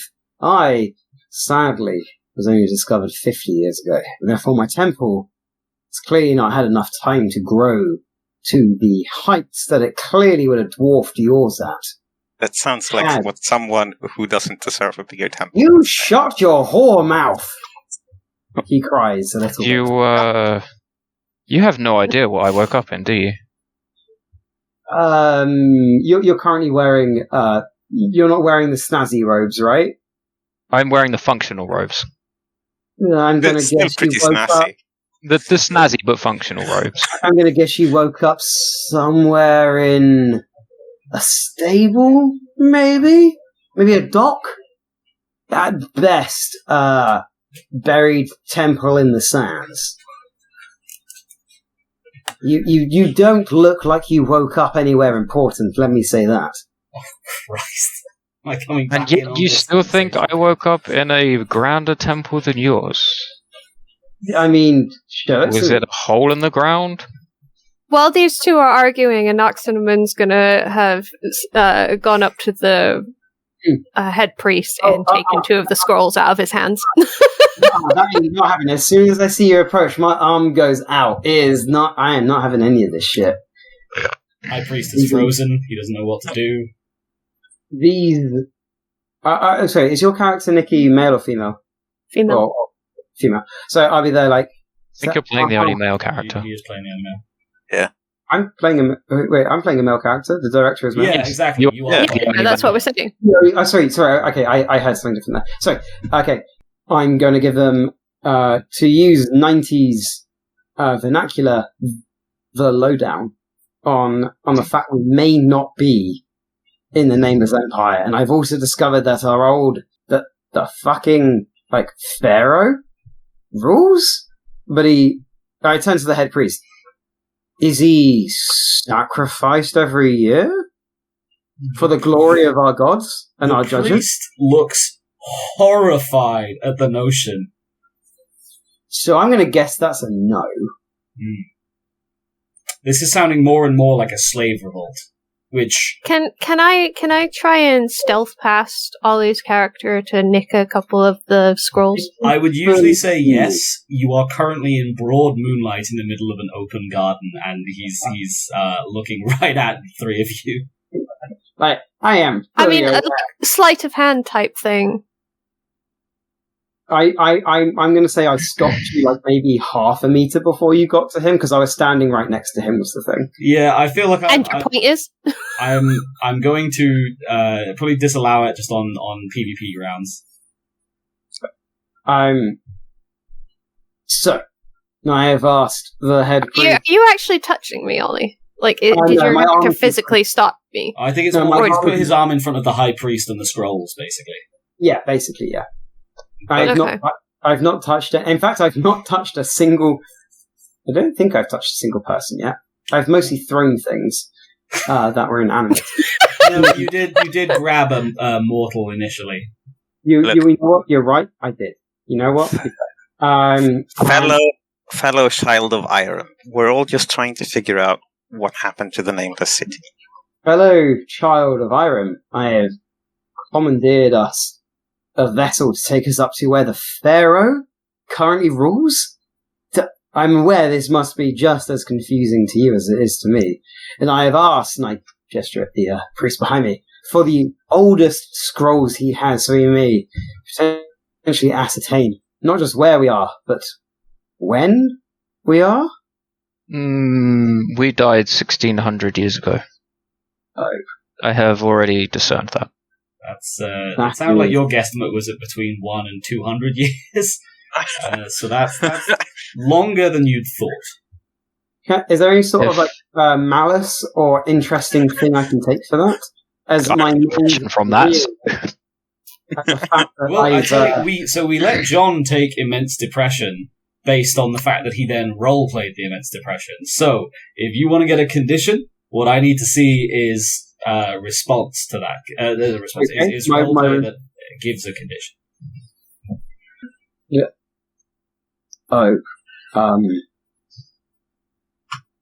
It appears we overshot. By. Can I? You're sure? Certain. The stars do not lie. I'm going to very slowly fall to my knees.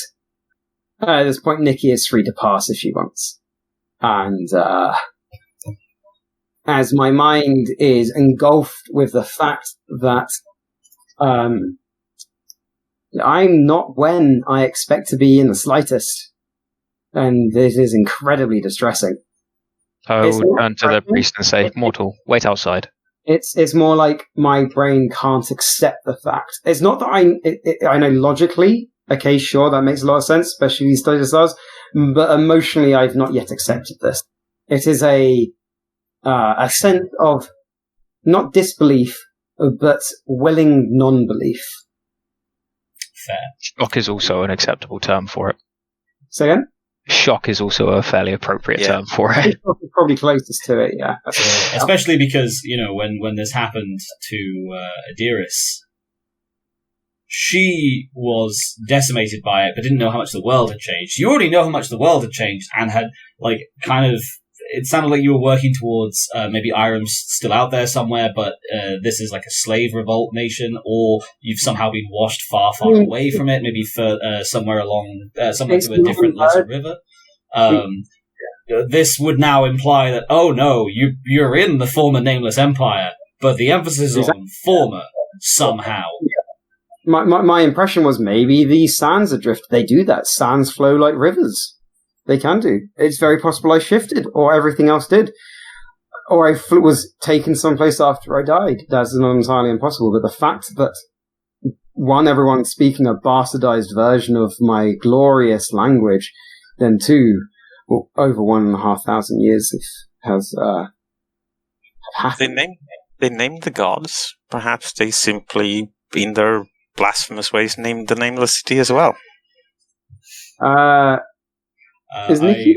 While the director's having his existential crisis over there, I'm going to approach the head priest and I'm going to take a couple of the scrolls. Oh, yeah. And he completely allows you to, and he's just been commanded to leave, so he gently sets them on the floor in front of you and shuffles his way back to his quarters as fast as he can. I just want to point out that every game I've ever played with you lot always ends up with my character having an existential crisis. That sounds like a you problem and not an us problem. What were you asking to do, Nikki? Sounds like an issue, not an issue. Settle on the floor next to where the pile of scrolls are now, and very carefully and very gently open the scrolls just to kind of peruse them, see what they say, see if I can get a sense of timelines. Okie dokie. Don't know why I opened your character sheet. Expect some stats to be in it. Cool. I will take investigation. Trying to find where's that sheet. There it is. Investigation intelligence, please. Okay. I will say these are actually, you're in a good place for administrative records. I will give you +1 pool mod. A +1 to what, sorry? Your pool mod, so you roll an extra dice on top. Oh, okay. Wow, I got nothing. I've got a slight problem in that I've got so many cult merits, I don't have any room for any more of my merits. How many cult merits did you take? So you get 7 points of cult merits on top of your 10 of your normal merits. Yeah. So I took one dot and 7 cult merits. Did you take any in reach or grasp, Ollie? Yes. No, you get those. You get some of it. Yes, I did. But Yeah, those that's- are actually based. Those are based on your personal 10 dots, which I did also spend. Okay, cool. Sorry, I wasn't sure if you'd actually read the rules. No, I read the motherfucker. I read the rules more than you. Who was the one who discovered you can't do more than one attack per turn in It might Dark have Heresy? actually been Creed, wasn't it? It was me. Creed told me not to tell you.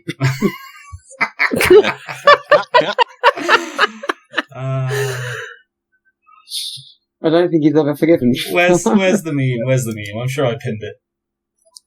Oh, I don't think I did. Oh, that's a Which shame. one? Hang about. Well, actually, I think what happened, to be fair, was me and Creed both discovered it at the same time. I was talking to him about it, and he said, "Don't tell Ewan. I like having 2 attacks per turn."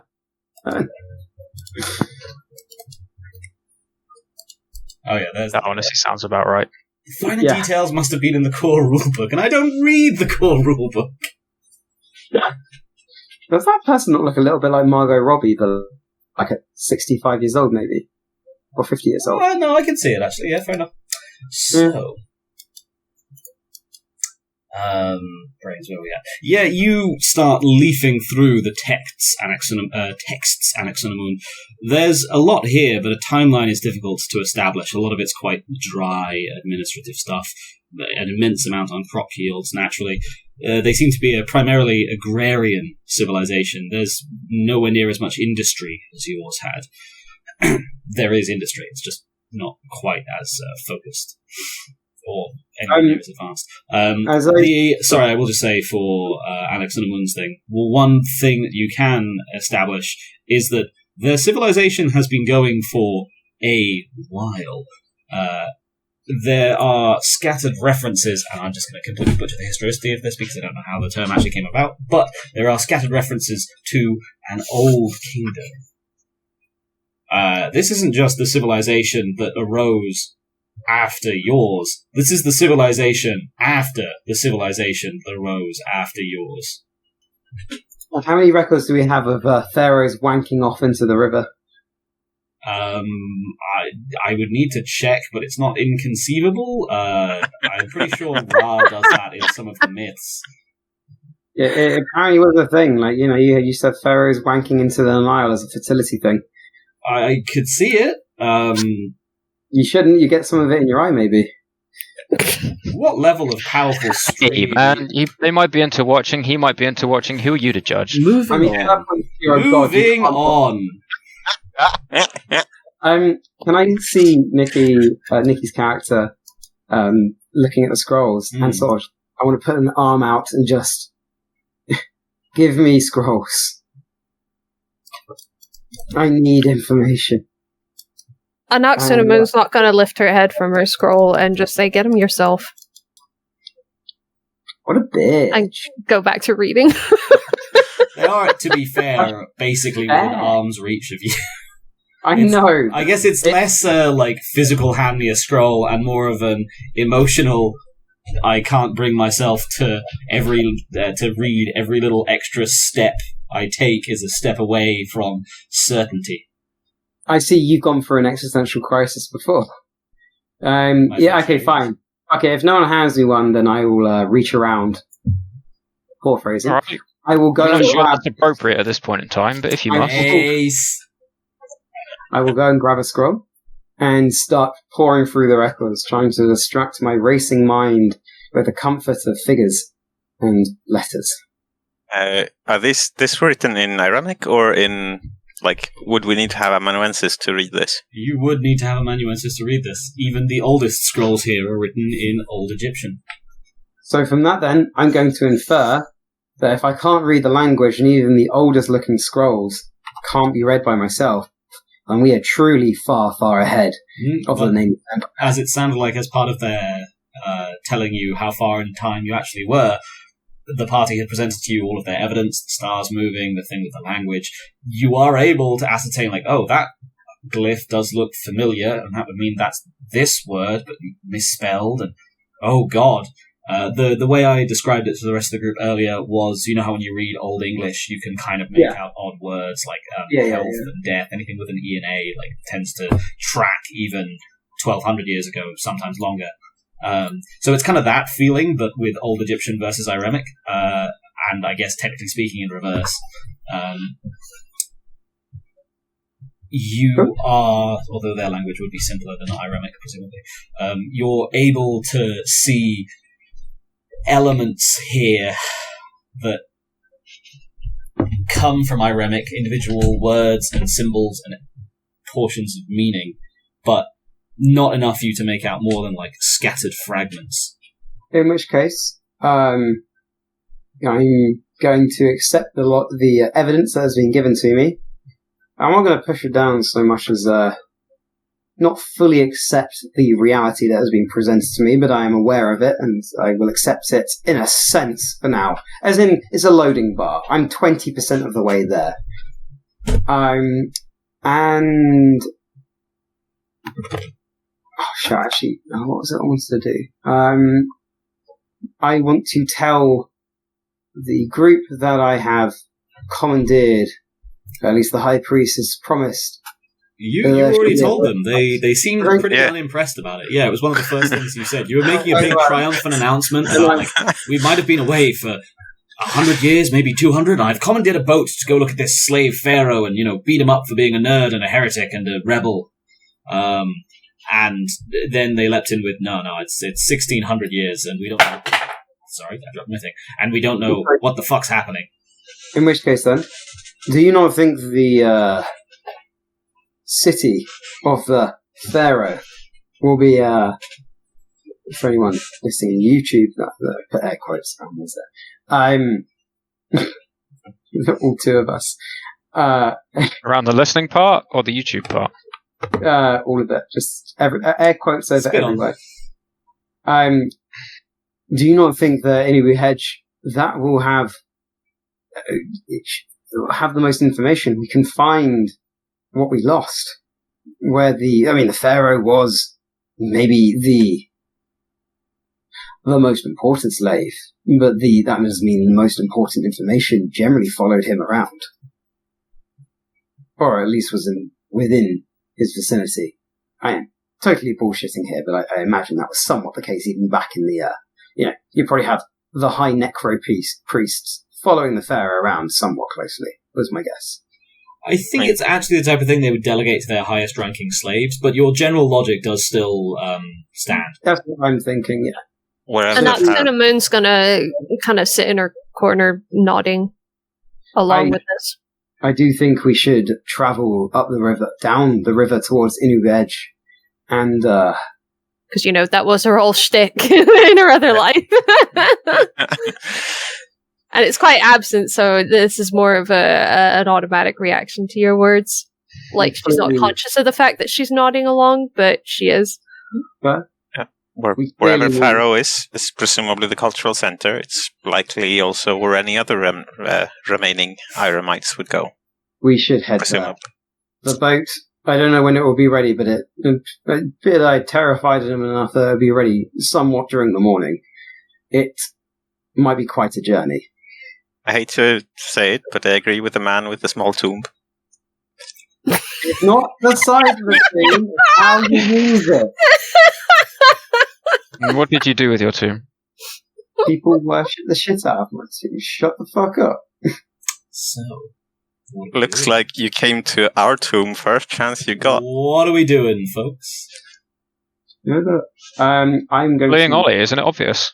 That's what you do every fucking session. In character. In character, I mean, it's not too far. Anyway, I'm going to read through the rest of the scrolls, and then I'm going to wait till morning until the high priest... I'm going to then find the high priest and demand to know where the boat is, and ask for and demand the travel upwards.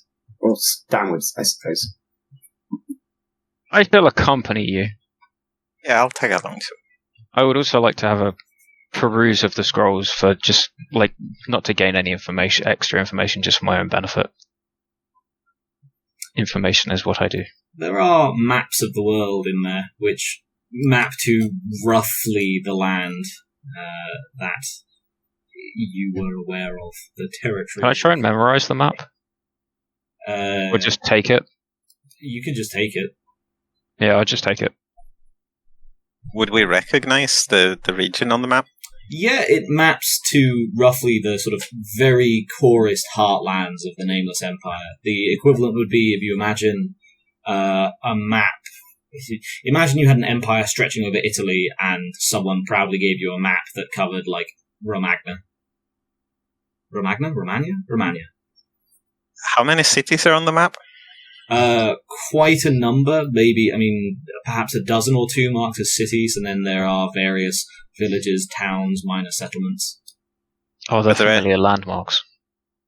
Familiar landmarks would be the river itself, the isthmus, and the sort of pointy peninsula heading east towards what you remember as the old enemy's lands, the sorcerers of the distant fertile crescent, as well as the desert itself and the river. Again, singulars for you because those were the only ones to ever really matter. You recognize the Sahara, the Nile, and the vague shape of Egypt, as well as the Red Sea and the Med.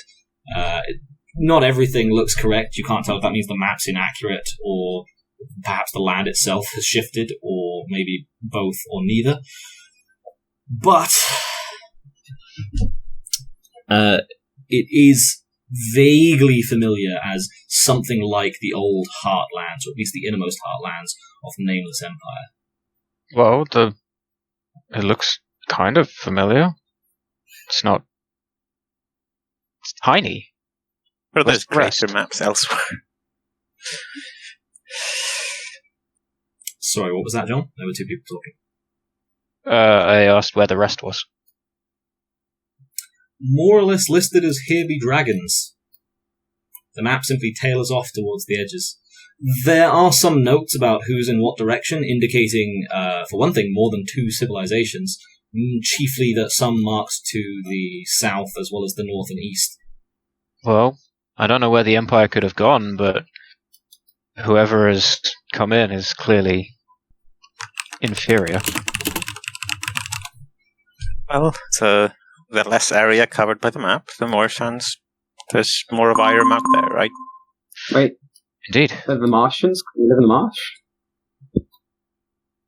So they're Martians? What?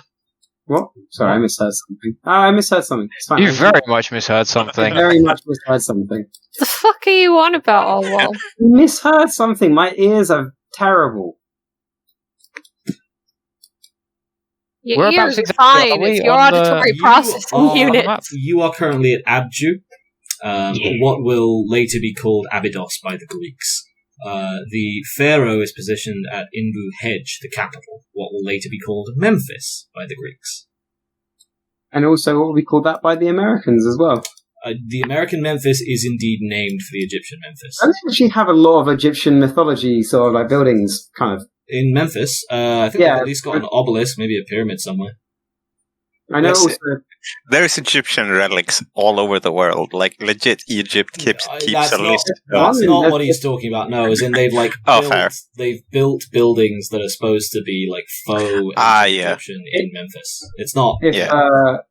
If American Gods has taught me anything, is that Memphis is actually the central place where Anubis and the other one still reside. Ibis. It's some town in Memphis, or some town near Memphis. Sorry, rather. Cairo. It was Memphis in American Gods. Big rip for the cancellation. But the I know, right? I thought it was Cairo, specifically. Cairo will not be founded for another 3,000-ish years. Oh, no, I mean in American Gods. Cairo is a separate town. Where Ibis and No, unless, Osiris are. no, I'm pretty sure it's Memphis. Okay. If nothing else, Cairo's the Fatimid capital of Egypt. That said, it is founded just across the water from Giza, which was, if I remember correctly, which I may well not, the prior capital of Egypt before Memphis. Sounds like a fucking geezer to me. Giza famous for that pyramid. Yeah. Like, legit, the pyramids of Giza is generally how it's referred to. What a fucking geezer. What a geeze. So, it sounds like your collective plan was to pass the time until morning. You don't really sleep anymore, which is presumably news to all of you. But, yeah. That means it's... Sorry? What do I do with all this time on my hands? Check out Say the that Adju forever, nightlife. Because this means that it is going to be your first descent roll, I think. As you have now been awake for, I mean, technically more than a scene, but basically longer than 12 hours. So, if everyone would like to roll their Sechem rating, that's currently 10 for all of you. You want to fail a descent roll. If you get even one success, your Sechem drops by 1. So, is it 10d10 or is it 10d10. 10d10. Oh, Adiris, I'm afraid your Sechem drops by 1. The director, your Sechem drops by 1. What's the, is it only 10s that cause you to lose a second? No, it's any single success. Annex Cinnamon, your Sechem drops by 1. And... Yeah. Nefynebbers, your Sechem drops by 1. Oops. As you feel that fervent Sechem, that life energy pulsing through you, begin to drain off, to burn away. Your Sechem has dropped by 1, which means, what's the practical application of that? I think that mostly means that you have a maximum trait rating of 9 now. Oh, I have a function question. Shoot. Our utterances. Are the points in them the tiers we actually would have access to based on our pillars, or do we have to buy them separately? Because I didn't actually notice. You either have an utterance or you don't have an utterance. The way they work is you buy an utterance, and that's like a group of 3 powers. Gotcha. Okay. And then you can unleash it at any of those 3 tiers. Providing you as long as you have the pillars. Yeah, as long as you have the pillars to spend. I think the only one that takes a specific pillar is the 3rd tier requires, and it'll usually say, it might be like they all do. No. Okay, so the way it works, slightly complex. For tier 1 and tier 2, you can just spend any pillar point and you're fine. You'll get the basic effect. If you have at least that pillar rating, gotcha. then Okay. you get the bonus effect. For the 3rd tier, you need to also spend a point of the like listed pillar type, I think. So if it says like shoot 5, then you need to spend shoot to act from your shoot pillar to activate that. But if you also have the pillar rating, then you would get the bonus effect of that as well. I understand. Thank you. Cool. It's actually not that complex. It's like 3 to 4 variations on the use case there, but it is a bit to like get it in your head the first time and see how it works. But also at the moment, because this is a very intro thing, basically you have to learn utterances. They're not instinctive in quite the same way that affinities are, and they will be learnt essentially starting in chapter 2. So for the moment, you don't have any of your utterances, but just okay. So it's not that they're not there. You will get them, guaranteed. It's we just don't remember them yet? You just don't know them yet. But basically, they get learnt in chapter 2. So it'll be in, like, next session or 2, more or less. Depends. I need to, like, look over how I want to forecast this, because I'm looking at my 10-session par and thinking, this might not fit within 10 sessions for the pace we've got. Let's we hit 20.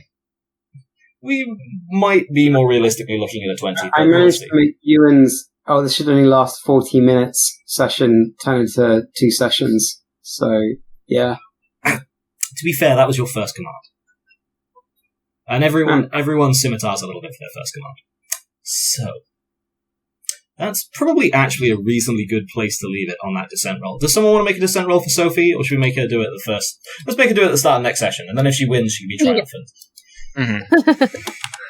So, I will ask for reminders in a second, but first off, Sophie needs to make a descent roll. Descenty? No. Cool. Does anyone have any reminders for next session? Sophie needs to make a descent roll. I've just noted it. But Hippo Watch continues. Hippo Watch continues. I tell you what, the first time you get to the Nile and the town is on the river, we will just give you a hippo. Nice. I check. It's also an affinity, so I do know. Presumably, I just instinctively know what to do with a hippo. Like you do. It is an expression of your soul. It's as natural as remembering to ride a bike. You instinctively know how to befriend and empower the hippo. Or whatever other animal catches your eye. Maybe it's a scarab. Give it support. That would be pretty cool too. It's really up to you. You can do it to a dung beetle or a woodlouse if you like. You could also do it to a hippo. Or an alien monstrosity. A set animal, maybe? No comment. So, any other reminders? That we are looking for the Pharaoh, because he probably knows what's going on. Hopefully.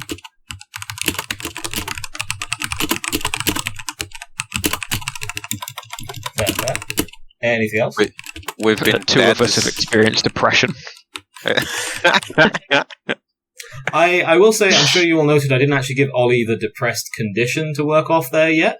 I appreciate that you were starting out with it, Ollie, but I think it needs like a little bit longer to mature. When I gave the conditions to me, Adiris, and Anaxunamun, those were both like reflections of how they've been role-playing so far in the session. And for Nefynebbers, it was admittedly like she just started to be optimistic, but she was being really optimistic, and then Katia we'll get to it with the feedback. But yeah, so that, basically. So keep being depressed, Ollie, and maybe one day you too can be officially recognised for being depressed. You just haven't been diagnosed yet, that's all. Or response of choice. Maybe you're defiant, or insecure, or you're... It's going to be... It'll be some flavour of defiance, I think. Yeah, exactly. It's however you role-play it, and then as long as that's something that would cause you problems or otherwise maybe be an issue, we can make it into a condition. I mean, you've already role-played insecurity. Just saying. I did like... Oh, we'll get to this stuff in a sec, I guess. Any other reminders? We've been dead for 16,000 years. 1,600 years. 1,600 years. It's a lot shorter than 16,000. Within one order of magnitude is fine. Reasonable. Fair. Anything else?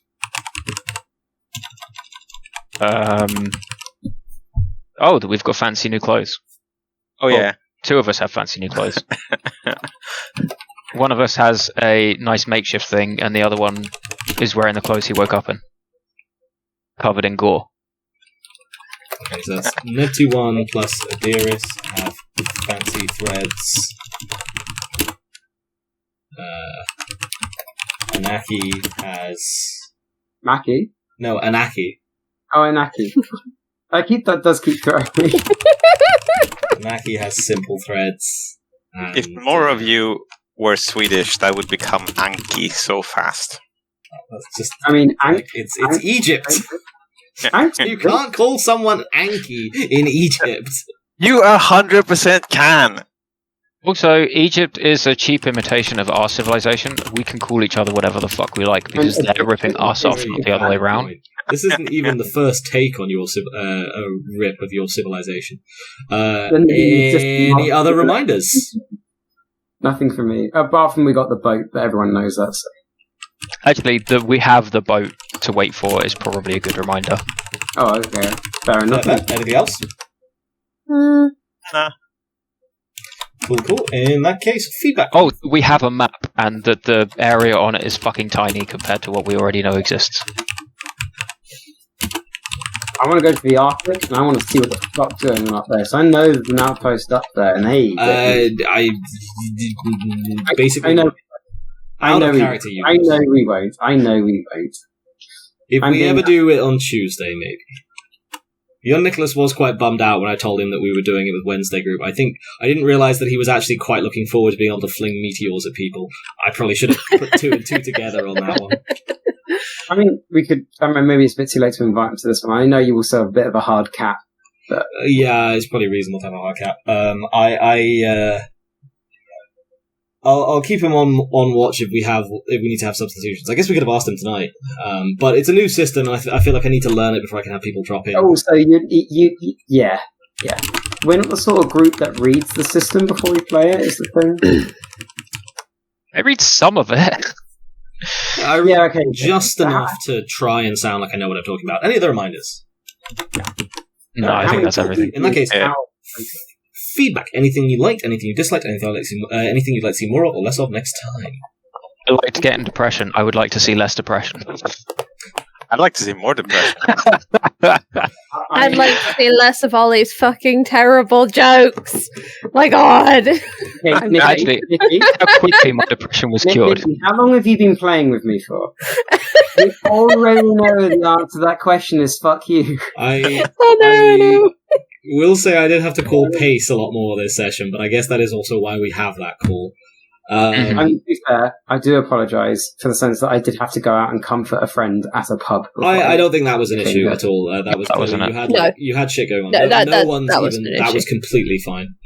Like, it wasn't even an issue in the narrative. You were paused and we just kept you paused because you're off doing a thing. But even if it had been, obviously that takes priority. Oh, the 10 minutes wasn't when I was down. I was at the pub before. Anyway, it doesn't matter.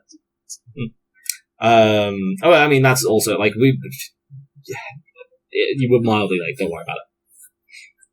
It's not like you're even regular. Like, young Nicholas regularly is late. No, ignore me. So, I would also echo the depression. I like the roleplay there. I appreciated,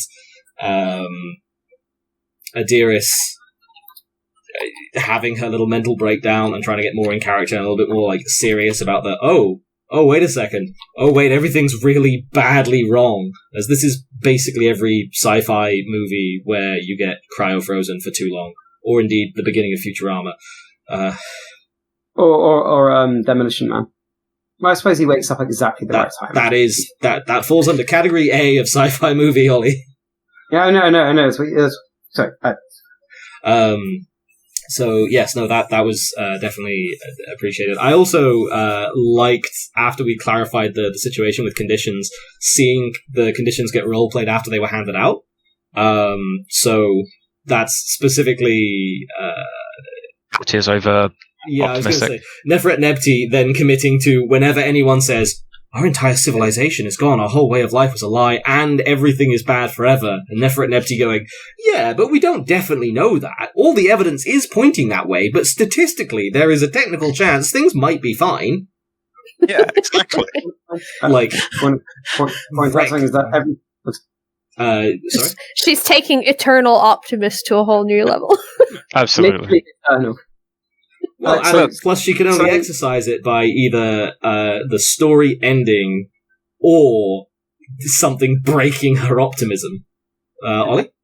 So something I found when I was GMing my last Dark Heresy game was like not all failures, and also kind of any point. It kind of works quite well if you give out not just they fail at this, but like random effects. So I really like people roleplay depression well, or they roleplay XYZ, and that means they get depression or deference or defiant or I really like that because I feel like it gives more opportunities to roleplay, especially if they're like, sure, we are all undying mummies of an ancient age of a superpower, but we got depression, which means maybe we can't react as fast as we could because we're too busy wallowing in ourselves, in our own mind, or stuff like that. I fucking love it. I mean, likewise, Nikki was already doing investigative stuff, but then getting a little bit more, not recklessly curious, but more focused on investigation, even at the cost. Like, you were clearly in a bad place, and her main focus was, I need to get the scrolls, I'm gonna find out what's happened. And that's someone's like, fuck you, do it yourself. If you could be depressed over there, right, out the way. Yeah. Cool. All right, Yeah, I'll catch you later. Yeah, exactly. Yeah. Just the bonus points for Nikki rolled up a secret policeman. We told her she was in the secret police, and rather than playing a lovely, friendly, supportive character, someone you'd actually like to hang out with, she is in fact role-playing someone who was a member of the secret police, and is consequently just a bit of a prick. I would like to point out, has Nikki ever played a character any of us would like to hang out with if we just met them, just by knowing them rather than by having to be forced to be with them? I'm just saying. Zoya was an absolute party animal. Which Zoya? Yeah. Every incarnation of Zoya. And her Ghost Hunters character was also a good person at heart. At the moment, I feel like Rekmaya got on very well with Zoya, and so did Aziminal. When you go out partying with Zoya once, then she'd spike your drink. She thought it was funny. Yes, yeah, you do only go out partying with Zoya once, if nothing else, because the venereal diseases tend to be terminal. But again, both of my characters for those campaigns were completely on board with that. But the point there is that it was still a character who was like sociable, You know what? and I like that Anaxinamun is Minutes. a quiet, goal-driven dick.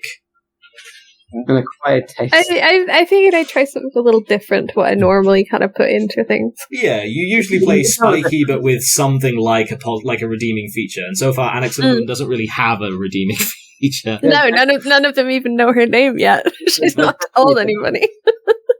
There's definitely a difference, for sure. So no, I'm definitely appreciating that. And also, just whilst we're tossing out feedback, I liked a lot of your expounding on your thoughts and feelings, and your whole reminisce sequence whilst I was looking up rules, Ollie, was generally lovely. It was a nice little window into your how you were thinking and feeling. And I know that you're not such a fan of doing spoken dialogue from a character, so it was really cool to see you get a chance to do something that seemed like it appealed to you a little bit more, talking through your monologue and your mind state without that needing to be actually spoken as though someone might give it a rebuttal. No, I enjoyed it. It was fun. It was a lot of fun. Any other feedback from anyone? It was a fun session. I enjoyed that we were getting quite into the roleplay this time as well. It feels like it's quite a roleplay heavy campaign, and if that means it slows down a little bit elsewhere, I'm fine with that because it's quite a lot of fun. Agreed. Oh, trust me, there's set pieces planned. I'm just trying to get the best. I'm trying to get the basic rules down and some familiarity with the setting and the terms. There are set pieces. That's one of the reasons I actually chose this campaign, is because there's a lot of mechanical stuff that happens towards the end of it. I just need to understand the system first.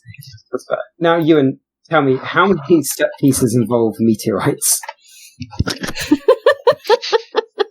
More than one. Yeah, I thought so. And you know what? I'm fine with that. That sounds lovely. Believe it or not, I have not taken meteorites. I've always said the more meteorites, the better. And I stand by this. Did someone take meteorites? I don't know if any of you guys did, but certainly NPCs have meteorites. Look, who needs meteorite when you have a hippo? Come on. You know, the devil bunny of... The hippo is immune to many things, but I'm pretty sure the meteorites cause aggravated damage, so a meteorite can take it out. And if you have the correct pillar arrangements, you can snipe with the meteorites. Nice. Dead pillar bunny shall rain judgment upon you all. John, for the record, remember earlier when I was talking about rerouting the stars was a thing that the necromancers did, Shaniatu. With the meteorite's power, technically what it does is retroactively manipulate fate so the meteorite was always going to hit that spot. That's absolutely incredible. Doesn't the top tier version of that power also say it's you can summon the ghost of a meteorite to also hit ghosts as well? Yeah, you could make it so the meteorite phases through the afterlife, which ghosts are not equipped to fight. Which I fucking love. I adore that shit. Give me that crazy, ghost, you can't hit me with shit, and then you just bring a ghost meteorite into their mist. Oh, you can. Yeah, you're a mummy. If you want to bully ghosts, it's really not even that difficult for you. Finally, a system where I can bully the incorporeal. You can't go spelunking in the afterworld, in the afterlife as a mummy, but one, I think that's dumb, and two, the New World of Darkness Underworld it's not bad, but it's way less interesting to my mind than the Old World of Darkness one, unless you're playing Geist. But even right?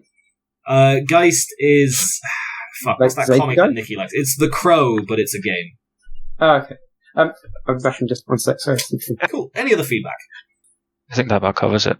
Yeah. Lovely to hear everyone getting into the role play, and I feel like we're starting to get them with the actual roles as well, learning the terms in the fucking rules. Really looking forward to Katia working with tools. That affinity gives her 9 again on any role using a tool, which includes piloting a boat explicitly. Affinities are really good, and you are encouraged to use and abuse them. Cool. Questions? Anything anyone was narratively unsure of in that session? Is everyone following the plot? So far, yes. 2 seconds. Don't get boat 1,600 years in the future. What the fuck? Yeah, I'm liking the disparate reactions so far. We have Anaxinamun, who seems to be low-key going, okay, if there is no Irem, I will rebuild Irem. That's the vibe I'm feeling. We have Adiris, who's having a full-on breakdown, and sounds like she's lightly in denial about it. We have Nefynebbers, who's massively in denial about it. And we have the director, who's awkwardly in denial about it. Do you know where we're going to be, though, in a little bit? Tomorrow morning, we're going to be in denial. I want to call young Nick and see if he can just play Ollie's character. Yeah, we could just give it over. Be a fucking oh my god, within I forget how funny I am sometimes. You do? I don't even know why I speak to you. Anywho. To be perfectly honest, I am surprised it took that long for that yoke to happen. Any other questions? Not off the top of my head, no. Cool. Okay. In that case, I am going to say the XP system, I think, still needs a little bit of incremental progress, so everyone take a beat for the session. Hooray! Yay! Do we record our beats somewhere? Yeah, it should be somewhere on In your the character bottom sheet. right corner. Yeah. Bottom right corner. Did We you all- also did you give us starting XP as well, in addition to the standard XP you start with? I think there's some amount that you start with that's like... You listed start in with charge. 10. Yeah, there you go. Yes, that's 10 points for your merits, and you also get 9 points for your pillars. Yeah, What? but- No, but you get there's- an extra 10 starting XP. Exactly, there's starting Extra XP 10 at the end of charge end. In which You- case, exactly. I still haven't. It's actual XP rather than dots you allocate. It's also just XP. There's not freebies in this system, which I do have mixed feelings about, but that does mean that it saves. So you haven't spent it, you've still got it. Yeah, that's fine. I knew there was something. That's the only thing I've left. I'll send you my updated character sheet for the next session. Yeah, that's cool. We don't necessarily send them updated all the time, but I would appreciate updated for you and John once they're a bit more filled out, so that I can see like what your actual merits and It's shit are. mostly filled out now. To be fair, That's it's cool. Like literally it doesn't need to be everything. I didn't get a beat during the session, did I? Don't think so. No, yeah, you've got a No. condition, but it hasn't been resolved yet. Cool. Cool. In that case, we don't have any other any other experience things, so it'll be the. Now it's time for everyone's favorite part of the session. It's the highlights. Katya, do you have any highlights for that session? Yeah, double depression. Both were excellent. Really enjoyed sitting through those.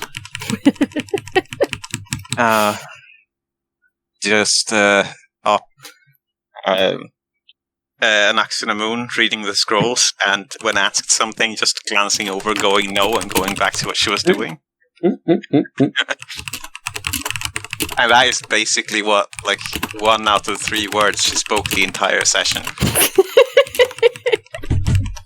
If we're being honest, when is depression not a highlight? It's true. Would it technically be a low light? Depends how upbeat your depression is. I mean, yeah, to be fair, if you have medium rare depression, I suppose. Depends if you've got dimmer switch. Yeah. So, any other highlights there, Katya? You're a downward switch. Adiris dismissing the priest because the gods are talking. That was fun.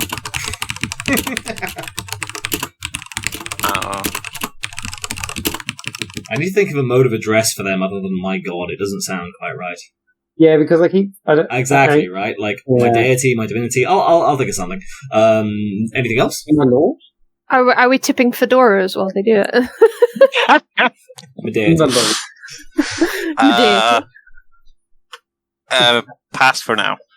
Cool. Nikki, do you have any highlights for that session?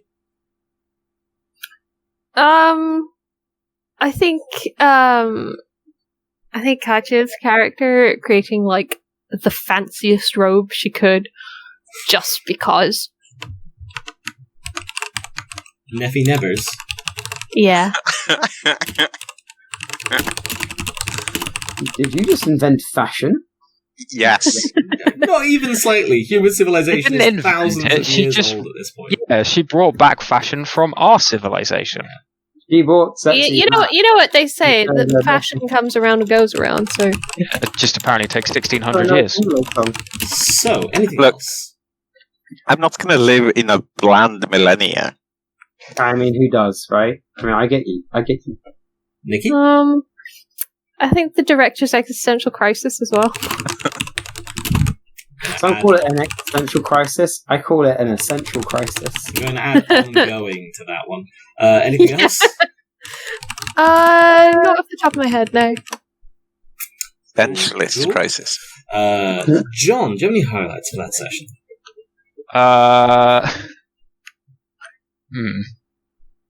Was depression already covered? Twice?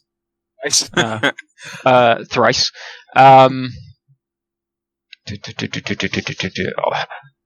It's hard to pick out specific things. The depression was actually hilarious.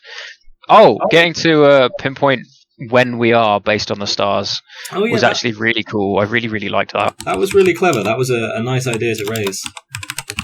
I'm going to be honest, I only thought of it because of Moon Knight. Oh. Anything else?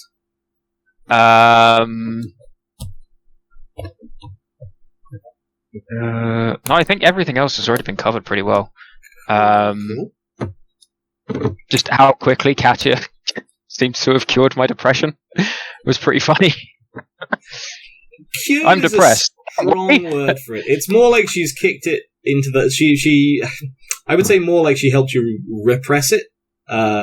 It sort of kicked it into the long grass. It's also me, like, getting used to the system and how we award beats. And I'm aware that you need 5 beats for 1 experience. I mean, I will still roleplay her as being somewhat depressed anyway. It was just really funny that I got the condition, and then you were like, and you can remove your condition now. Well, it was a good speech she gave you. Oh yeah, I loved it. I just thought it was really funny how quickly my character was diagnosed with and then cured of depression. All right. Anything else? Yeah, everything I think has already been covered, honestly. Cool. In that case... It was just generally a really fun session. Last but not least, it's the irredeemable Mr. Oliver Blurston. Any highlights for that session? I really liked how everyone blow played. Bly, blat, blue. Blah, blah. Blah, blah. I liked all the roleplay. The roleplay, I think, was great. In the session. I don't know if I can just put roleplay good as a highlight. I mean, okay. I guess the finer points of it have already been. Actually, I think the finer points of it have already all been covered. Actually, if I did have one bit of feedback, is that even if we're not doing XP, I would still like to do the excellence of roleplay, and the other 2 as well, because I think it's just nice to hear what people thought, because they give a different impression in the highlights. Great. That is true. To be perfectly honest, there is nothing stopping you awarding extra beats at the end of the session as well. That is also true. I will keep it under advisement. That does also take quite a while, is the thing. So it's true. It's fair. And I know we've run over a little bit today. I mean, don't we? I suppose.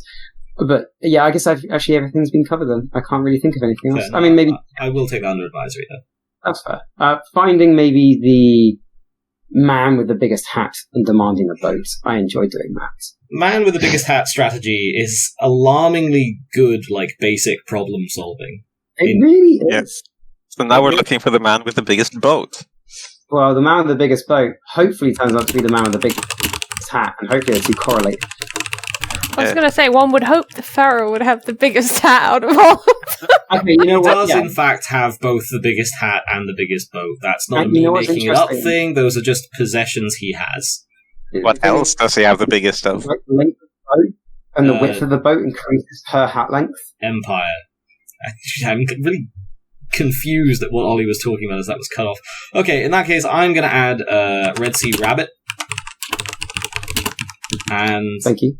my compliments to Sophie, who drew it. What you fucking what, mate? And on top of that, Was it not Soph that did it? I thought Soph did it last session. Everyone knows Sophie did it. You think we all agree Soph did it? No, And I'm also going to add in a highlight for repurposing the corpses into clothing. Yeah, to be... it did strike me that we just killed these people and we're now wearing them. Yeah, that was within, like, quarter of an hour. Yeah, but how many games have you played where that has always been the case anyway? Usually it takes more effort. Like, one of you're straight up... like, Adiris is wearing a crop top made largely out of, like, bone fragment mail. Is it for males or females? Maille, you absolute twat. Yeah, that's what you love. You know. It looks like something that should be on the front of a Conan the Barbarian book.